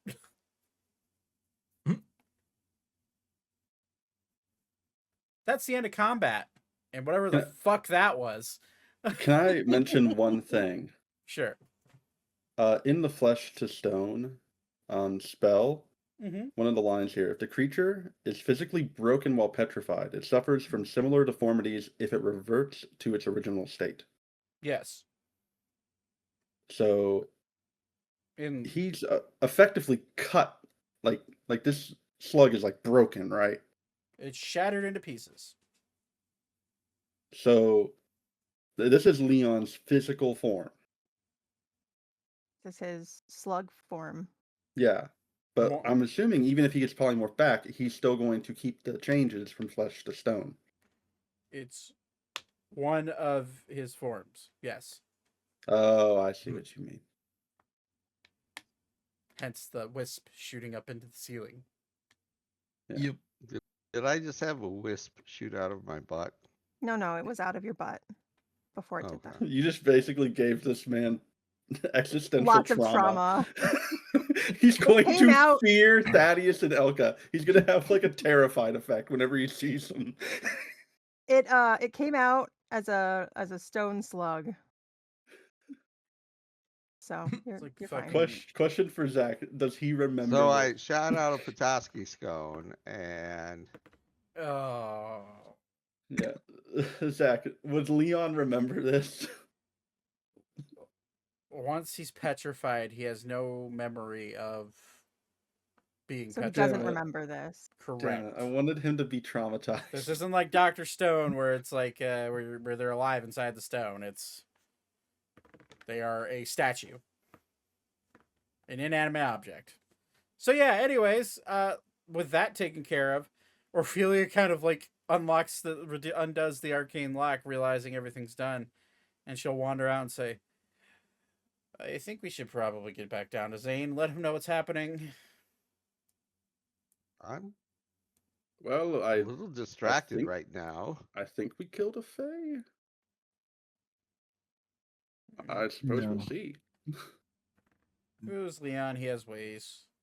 Knowing him. There was a wisp of something that escaped. through the Wisp? ceiling. Is that what we're calling it? A wisp? I really don't want to recount that ever again. I wanted this fight to be I fun, where do. I could just beat the shit out of him. But instead, I had to endure that. Oh my god. Now I'm I- traumatized. Good. I will have to say, all of you saw Rosalor's face go from absolute elation to absolute horror within like 6 seconds. Just That to, tracks. yeah, yeah. You're welcome. Just what, got one up on his former master and abuser, and then watched him get turned to stone, and then shoved up one of his friends' asses. This is a great day for him, and his mental fortitude. And it's also getting really late at this point. It's like we're pushing like 1 o'clock in the morning. Yeah, we get a little goofy, don't we? I wonder if And horny, I wonder apparently. if Noetic saw that. That wasn't horny. That was just. That was Weird. No, horny. that was horny. That was horny. I wonder. I mean, not I for wonder if me. Noetic saw it. Well, if not, you guys can play later. I just want to go back down to where Zane and them are working and not deal with this anymore. Don't know. I'm just gonna rest up here. You can rest up here all you like. Find whatever little trinket you want to shove up your rectum. Let's just leave him be. Please and thank you. Do you have any trinkets in your pockets? No, and I would not let you have them anymore. Ever. But I thought we were friends. We are not friends. Zane, you hear this conversation happening as they're walking down the stairs. What the fuck happened? You don't want to know. You don't want to know. Sorry, I got a little carried away. I Well, had carried an away with object. Thaddeus's rectum? Yes, Yes. Yes. It's We should actually a leave it. short story, but I don't want to tell it to you. No, it was a long story. It's a girthy story. Thaddeus, I don't think there's anything wrong about you beyond your height. Not me. No, we're not talking about me. Salazar's going to shoot all of you a look. Don't blame me. What did you do in my library? You don't want to know. Your books will only know. You- So you- One fine. day, it's You okay. maybe this should is- Nothing. sanitize this. There was shelf listen. over There was there. no splatter or anything. That's just It's fine. okay. The security lacrimas will tell me everything I need to know. You don't want to One look at day- them. one day your historian hopefully will accurately describe that situation in a historical document. Some things should be left as footnotes. Well, seeing as Leon's nowhere to be seen, I assume we're probably just going to have to wait for step 4 and 5 until tomorrow morning. Probably. Yes, more than Excuse likely. me. And again, I'd prefer to wait for I'm the feeling gaseous.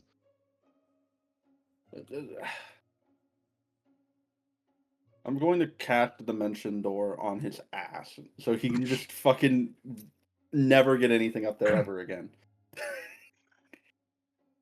I mean, Put except for whatever arcane the lock on a. dimension door. The arcane lock on his Gotta cast arcane. Let's cast arcane lock on his chastity belt. Oh my So god. mean to poor Thaddeus. He asked Poor for it. Thaddeus. Thaddeus is asking for this shit. Oh, tonight's Homeless gotten Thaddeus. weird, y'all. Man, I don't like. This Holy has shit! gotten incredibly strange, and I don't care for it. I apologize. Yet you're It's okay. feeding into it, Austin. What the fuck are you talking about? Hey, if I'm trying to keep this a little bit more PG by having a dimension door up there, so we don't have to worry about Oh, it we're anymore. supposed to be PG. No, Yeah, but your we're dimension not. door We're was in not. the wrong door. This is a rated R 17 Rated R. plus. Now it's PG. rated X. I'm gonna put a dimension door on his mouth and his ass at the same time. Wow. One We're leads to rated- the other. We're rated 17 plus, actually. So, Fair enough. Good. Dear Twitch, it was this day that I asked you for forgiveness. I don't ask for forgiveness. I asked. Yeah, I don't ask for permission either. true. Rosalor will wander down and be like, "That was a lot. I'm going to bed." Yes, blame you. Rosalind, it was a lot. Well, There's a not- King reason they Xavier. call us bastards. Yeah. King Xavier's just gonna look at all of you and say, "I expect nothing less. I'm also going to bed." I should have used Gift of Gab. Sweet dreams. On yourself? I should have. On myself, on everyone else there. Cast mind wipe on everybody. Just okay. Salazar's gonna look at you and just saying and go, "I guess we're gonna have to wait until tomorrow."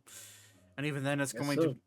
to be difficult because Ophelia's capable, and she's definitely capable, but it might be more difficult for her. So this is where failure. Why I even entertained Leon being a part of that, and even talked to him in the first place, is I think he would succeed no matter what when Ophelia could fail, unfortunately. Would it be possible for her to use something as a vector? Maybe even someone who's alive? What if she felt inspired by like our friendly neighborhood bard? That's What good. if she That used could my help. butt? That could help for sure. I can definitely inspire. I'm just thinking I of offer potential my other butt. avenues we can use. There's only one avenue to use, and that's for her to do it using her own soul. Well, So is it?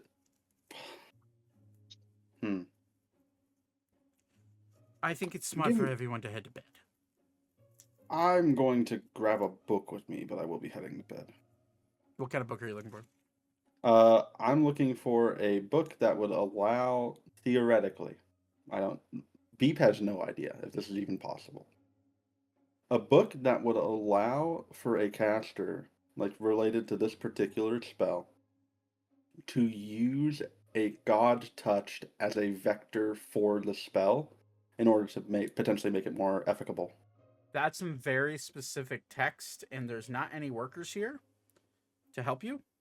Yes. And you don't even know if such texts exist. So I'm going to say make an investigation check with disadvantage. I will try. Unfortunately, while it is possible for you, the DC is 25. Oh, yeah. That That would have been rough. exhaustion's starting to set in for you. realizing this is a much larger library with a lot of text that there's there's books that you don't even have, like you don't even have your eyes on.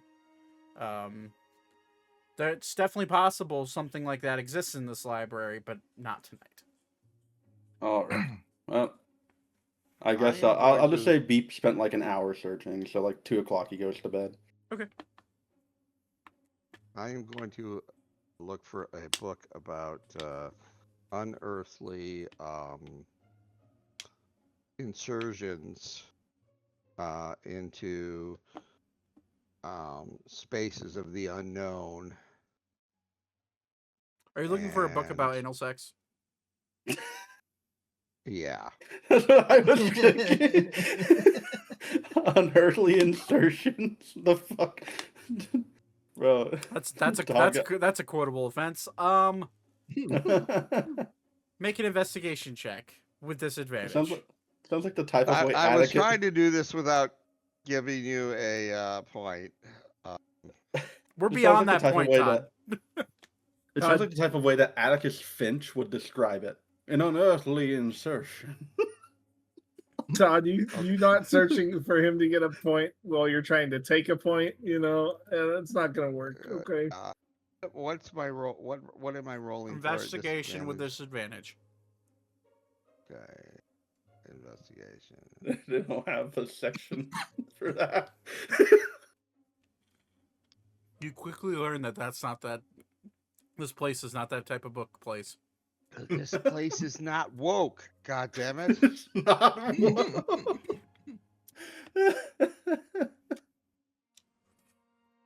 You would know the books like that exist in the city, but you would have to go to like a smut shop, and none of them are open right now, as it is almost 2 in the Really? morning. I feel like I this don't is think that'd be prime the time time. it'd be open. Yeah, I'm gonna. You ever been to a sex shop, Zach? Yeah, I have. Damn it, you're right. Fuck you, Mousy. No. I mean, okay. Okay. Oh my goodness gracious. I think I just Alrighty. woke up my neighbor. Zach, we might need to end the session early tonight without everyone. I was gonna say, I thought I saw some rails at some point, but Somebody was getting railed. No, this train has fully been derailed. Dude, they're more like training rails, and you guys just fucking like broke those down very quick. This is like a toddler on a bike with training wheels, but the training wheels were not installed properly. Whoever made that comment, I'm doing a shot for you. Made what comment? which one? Yeah. I don't You're know. gonna have to be more specific. I'll do shots for all of you. No, you won't. No, No, we you won't. don't. I We don't need another one. Okay, before Todd gets obscenely drunk, you guys have a good night's sleep. You get a long rest. So I don't think we have a good night's sleep. Not Sam all of us. you- goes to bed knowing the horrors of what happened. Unfortunately. Well, I'm having one hell of a good sleep. Do I get a bonus in the morning when I wake up? Yeah, the bonus Stiff- in the morning is called Morning Wood. You're given the Stiffness morning bonus. footstep. Oh my God. no. Anyways, Zach's gonna fucking just. I Delete use from his world. prestidigitation to cast sheep above myself before I go to bed and trying desperately to have some happiness. that's fair. Jesus Christ. Anyways, you guys get a long rest. You wake up in the morning. And as Orphelia wakes up, she's well rested enough to where she thinks she can give it a try. Breakfast is served by I assume Vivra, waking up normally how he normally does. Breakfast is served. You guys eat. And once the morning comes, you see Viola has fallen asleep next to her chalkboard. And there seems to be an entire magical formula written out. And for those of you that are those of you that have the ability to read Elvish, you can mostly read what type of spell she was creating. And the creation of the spell that she was attempting to create. Can anybody read Elvish? I think some of you I can. can. I can read Sylvan. It's kind of close enough, but they're very I similar. can read Elvish. That'd be like reading Spanish as a Portuguese person. Mm-hmm. That's I'm relying on exactly what I was thinking. Thaddeus to translate for me. Thaddeus, you notice that she's clearly writing out a spell formula for a teleportation circle. Oh, teleportation sig. Yes. I'm sorry. My butt hurts. Yes, the teleportation. What are you writing? Oh, And why? good morning. This is for the It's not teleportation for people. It's teleportations for items. Can you get some type of ointment in this teleportation? Oh, sorry, it's not done yet. Oh, So you're no. working on it. Okay. Can you add some kind of ointment that can be? Oh my God, I'm so sore. This is a city of commerce. You can go find some. Please go for Well, what is this? What are you writing? I recognize part of it, but I don't It's understand. a spell formula for teleporting small items from one circle to the next. Oh, is this to help us? In a way, hopefully, maybe. My hope is I'll have it on a scroll for you, or I guess a piece of parchment that you'll be able to receive items from anybody across the world.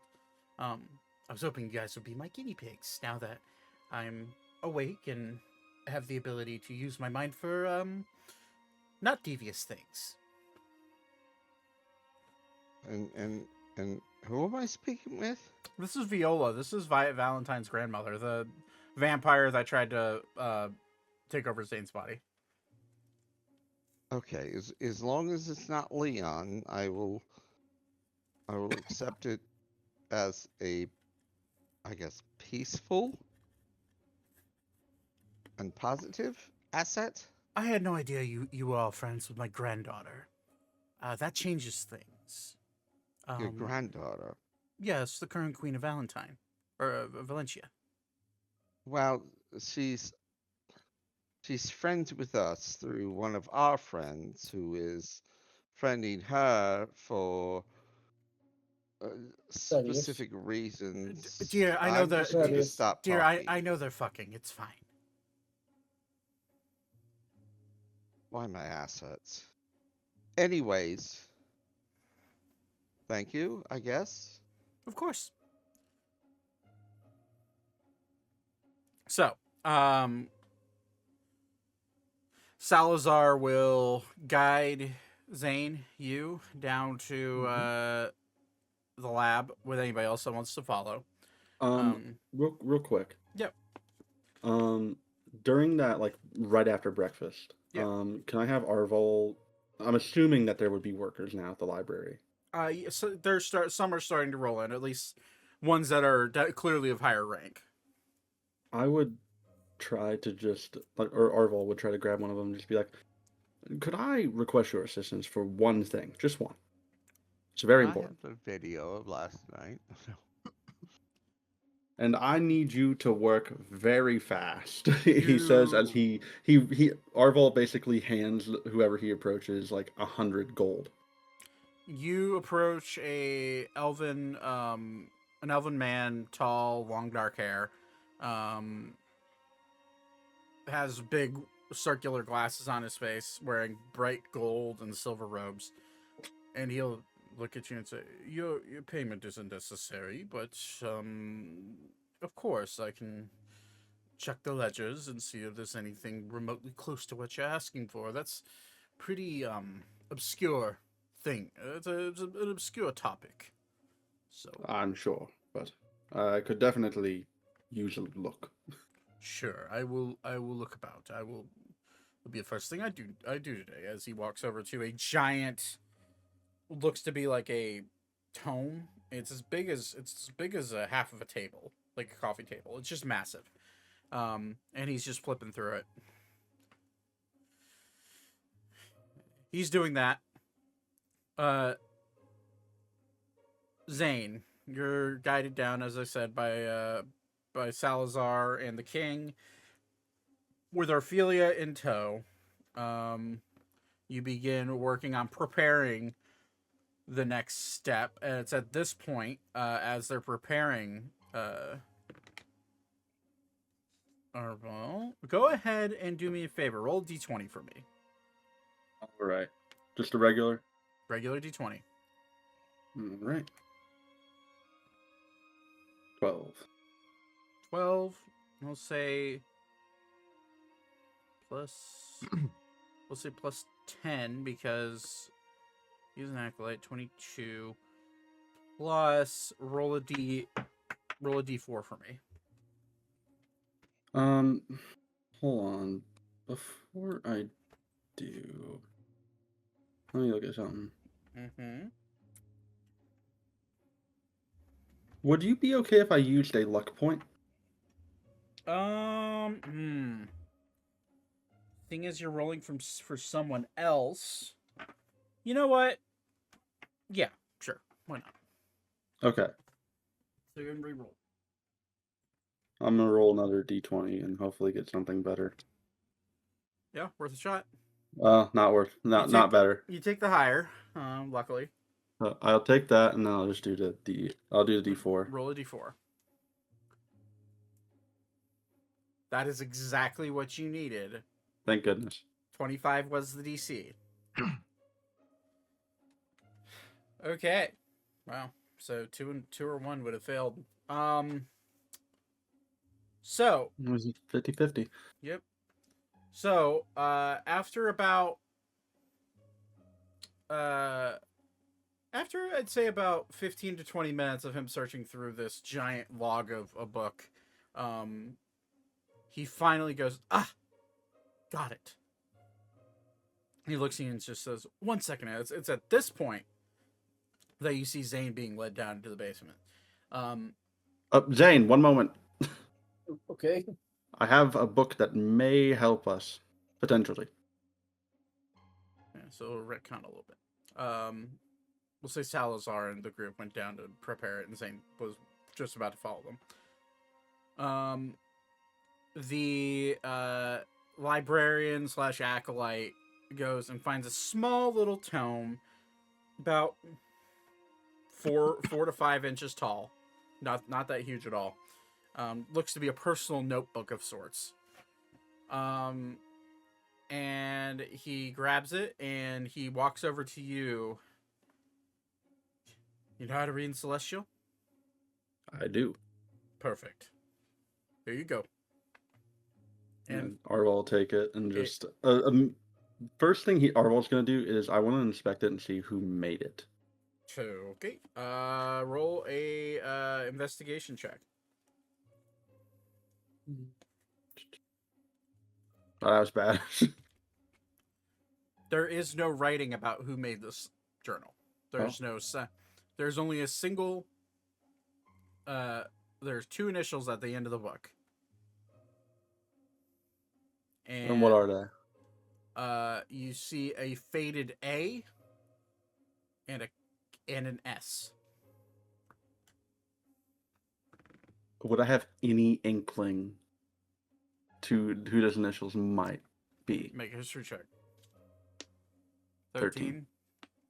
You think about A names that you know. You know of Alistair. Alistair's name is Alistair Silver, which that's AS, but this book's a lot older than you would expect Alistair to be meddling in celestial deeds. It's hard to tell. You really don't know.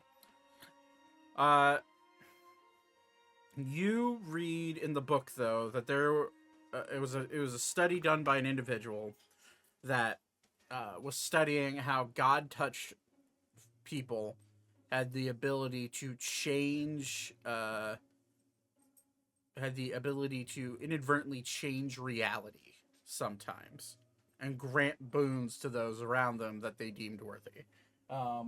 There was no perfect science to it. There was nothing concrete regarding it. However, it goes on to say that the longer a person spends with a god-touched person, gives them a greater and greater ability to change their fate, whether it be for the better or for the good, or better or for the worst. Sorry. I love when it's for the better and the good. The dyslexia, man, leave me alone. You would also read that a god-touched person cannot will a change of fate. However, given the state of mind and the purity of their heart, they have the ability to cause more changes of fates in their favor, the more pure and the more stable their mind is. And that's really all you get from it. And there's nothing about like potentially using like a god touch as like a vector for a spell, like kind of like using their No. life energy. Unfortunately not. Hmm. Changing fates is basically all you get from it. There's a weird phenomena that happens with people that stay and interact with people that are god touched on a regular basis. Well, I suppose. Zane, let me come with you for this spell. I feel like I might be good to have around. Sounds good to me. I'll have Arval go with. Okay, so you guys make your way down into the basement. The enchantment has been set up. The glaive has been placed down. And Salazar will look at Orphelia and begin to pep talk her, saying that I know you can do this. You're smart. You understand how to weave arcane better than most. You got this. I know it's a big spell to contain, but only I can cast the spell to contain, or that you need to contain. So here we are. She just nods and sees you two walk in, and Orphelia will look at you, Arbal, and just go, "Hey, can you do that weird bard thing you like to do? That Of course. makes me feel empowered. You know what I mean? Might I help." can do that for you. And This one I'll as well. I'll have him inspire her. Okay. And what are you doing, Weaver? I'm gonna go ahead and drop an enhance ability. To give her advantage. Okay. Or no, that is an advantage, or Yeah, I think it is. it's just it's advantage. You're going to see Godric walk in and put a hand on her shoulder and cast guidance as well. Does anybody else want to add any buffs to Orphelia? I'm seeing if I have any more buffs I can give. Mine's concentration, so I can't. I don't have anything I can dish out personally, so Flash of Genius. I can flash when she does it, but I can't flash beforehand. Okay, so we get a +5. Reason I'm saying her ability to contain this spell, the DC is 35. I mean, honestly, if she gets high enough to hit it, I'll hit her with flash. Her spell casting modifier, which let me grab her character sheet just so I'm not trying to remember. She is okay. Yep, that's right. She has a +14 to her roll naturally. So she can't make it there on her own, even if she rolls a natural 20. With a D10 and a D4 or a D4 and advantage, that gives her a pretty good chance. And with Flash of Genius could get her over the top. Is there anything else anybody can think of that they want to try to cast to help her out? I got nothing else. So, Okay. I think I have something. Hold on, let me check my spells. Okay. Bardic Yeah. here. I'm making another run through my spells to see if there's anything that might help. Inspiration, Austin. I did Bardic Inspiration. Okay. I will say that if at any point a step fails, you have to start over from the beginning. And after you fail 3 times, the vessel breaks. Well, fuck you do then. Shit, I found my spell with necromantic damage. Oh, I was skipping over it 4 billion times. blight. Yep. I don't think I have anything. I don't think I have anything more I could do. Okay. All right, we're gonna roll this. We're gonna roll once, and we're gonna roll with advantage. So we're gonna roll the d20 first, plus for 14.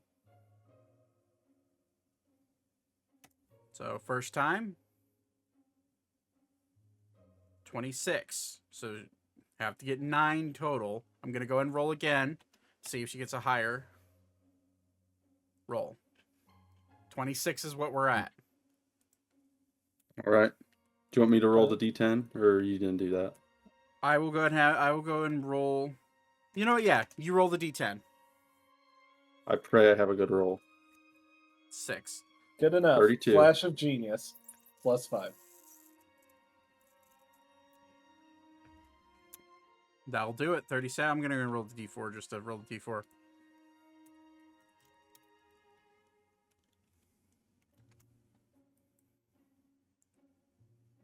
Hey, yeah, let's go. Damn. Yeah, we wouldn't even need the Flash of Genius. Now we would have gotten it with the dice rolls. Well, I can save the Flash then. Yeah, by all means, Yeah, do it.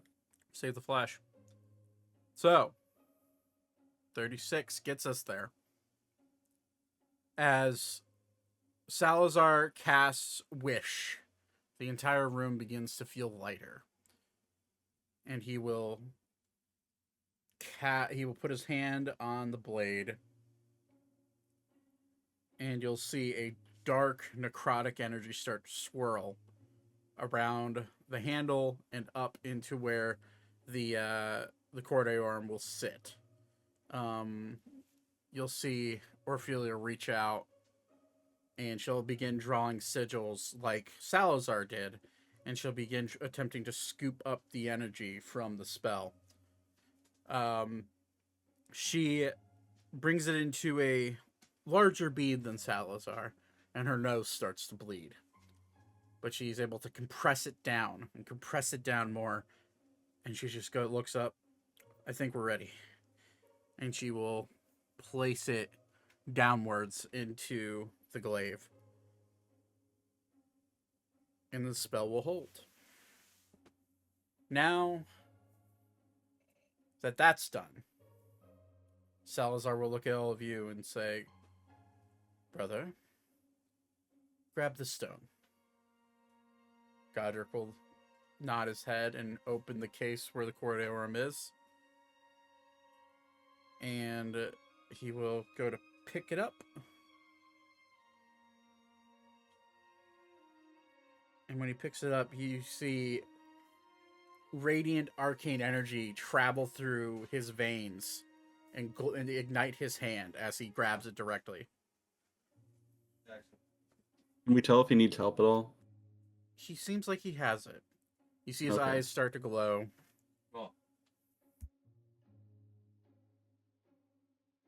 And his wings start to spread as he's doing this. And he'll just look at all of you and say, "Hold down the weapon." Alright. And Harwell will do as he says. he will take the Cor Deorum and he'll begin to spin it in his fingers. and you'll see it start what looks to be about a baseball-sized gem start to shrink down to about the size of a golf ball, as he's forcing it, using his own might and his arcane energy, to absorb his will to make it smaller. He'll place it in the cage where it will sit. This is the last roll of this enchantment. Jackson. I'm trying to end the session here, fucker. Get out of here. Is Jackson gonna roll? Guess so. Okay. Here. Jack, You want to roll? roll dice, for bud? initiative, Jackson. You want to roll? Want to roll dice, bud? Okay, he kissed the dice. We're gonna roll it. I'm gonna do it. Oh my god. The Well, that was It Todd. was Todd. the DC for this is a 25. The plus we have is Godric's spellcasting modifier, which is not very high because he is a paladin, but it still is plus 10. So I need to roll. Can I do another bardic inspiration for him? You can. Go and roll D10 for me. All right. And basically, I'll just kind of like give him a speech, like, Well, doesn't he need to roll first? yeah, Roll the yeah. D10. Have him roll. No, roll D10. Another 6. 6. All right, we're not actually gonna roll the. We're gonna do it above board. Sorry, Jackson. 1d20 plus 10. All right.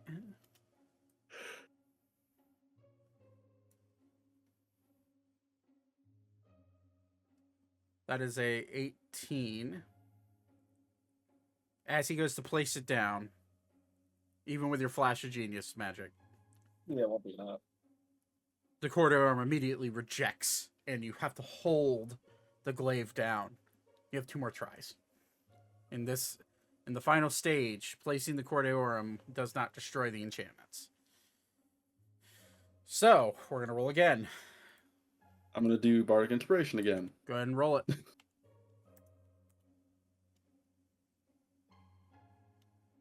That one's better. Much better. D20. 23 flash of genius. Flash will hit it. Flash will hit it. Godric just goes, "Get the damn thing!" And he'll shove the Cor Deorum down into the glaive. The glaive will start to vibrate rapidly and start to float in the air. You guys have to let go of the glaive. As he grabs onto the blade part, making his hand bleed. And you notice his blood is not red. It is gold. And he'll grab onto it, and he'll just force the Cor Deorum into the glaive. And as he does that, the energy goes from a rapid vibration to a silence. As he looks at his hand, holds the glaive in his right hand, and looks at the cut on his left hand, he'll go, "I think we've done it." And he'll go to hand you the glaive, Zane. And as he goes to hand you the glaive will start to shake rapidly again and light up. And this bright gold shining specter, and it'll start to spin rapidly like a propeller blade. You guys having to kind of dodge out of the way to make sure you don't get cut by this blade. And then it will raise up, raise down, and then slowly begin to float downwards. Thaddeus is going to try to grab the glaive. Go ahead and make an intelligence saving throw as you try to grab the glaive in this moment. Oh boy.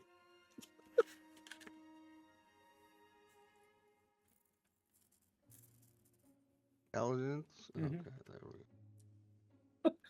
You're not rolling with advantage. Well, he actually rolled technically a disadvantage, but he still got a 25. 25. Yeah. That's a fail. Oh, What if I flash of genius it? Would it succeed? Still a fail. Well, fair enough. I don't use that flesh dude. DC is 35 in order to contain it in this Woo! moment. Thaddeus, you are thrown.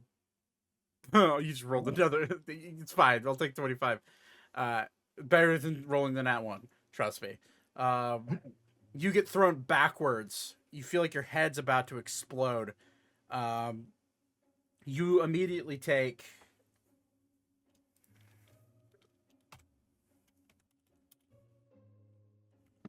Sorry, You take 10d10 psychic damage. Take 70 points of psychic damage as the voices of millions and millions of people that were souls absorbed into the history of this stone begin to puke out into your brain. For the Cor Deorum is not only the heart of a god, it is the heart of the people during the fracture, and where millions and millions of people died. This tiny little gem, along with all of its siblings, stored the voices and the memories of those people that died. And it all came clashing into your brain at this very moment. You're incapacitated for a round. The glaive... Can I have... Hold on. Sorry, go ahead. The glaive begins to float kind of in a whirling, like, gyrocopter way downwards and stops spinning violently. And it comes to rest, floating at about 3 feet off the ground. It sits there and begins to slowly spin. I'd like everyone to make an insight check. Except for With Thaddeus, disadvantage because or he is- advantage, or Thaddeus, I don't think can perform an insight check. He's incapacitated. Thaddeus is incapacitated. He cannot make an insight check. Oof, He has insight over whether he's going to remain incapacitated. that's rough, buddy. Oh boy. With a 21, Arval, you gather that it's spinning slowly and the blade is stopping, slowing down. On every turn, it starts to slow down when it passes Zane. And when it goes by everybody else, it speeds up and then slows down past Zane. You gather that this weapon is currently choosing its next owner.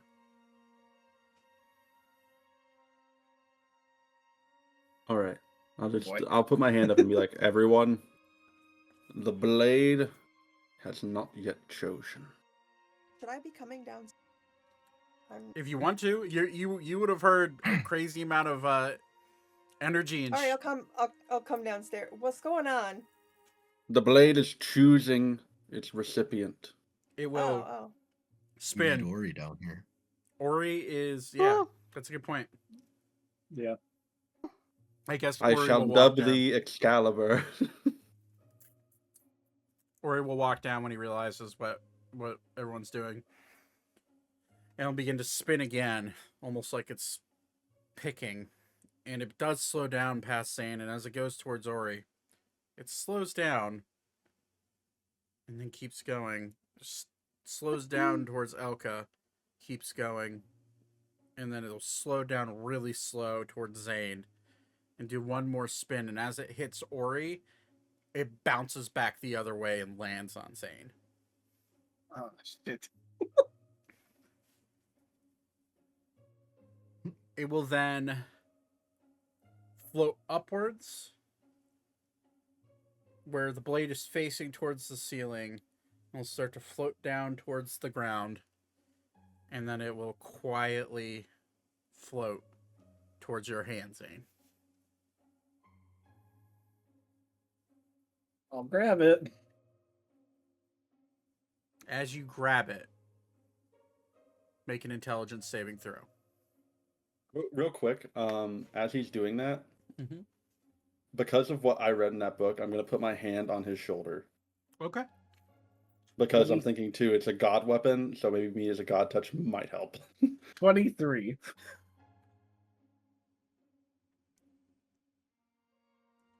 You feel your nose start to bleed as you grab onto this weapon. You feel the hand of your friend on your shoulder.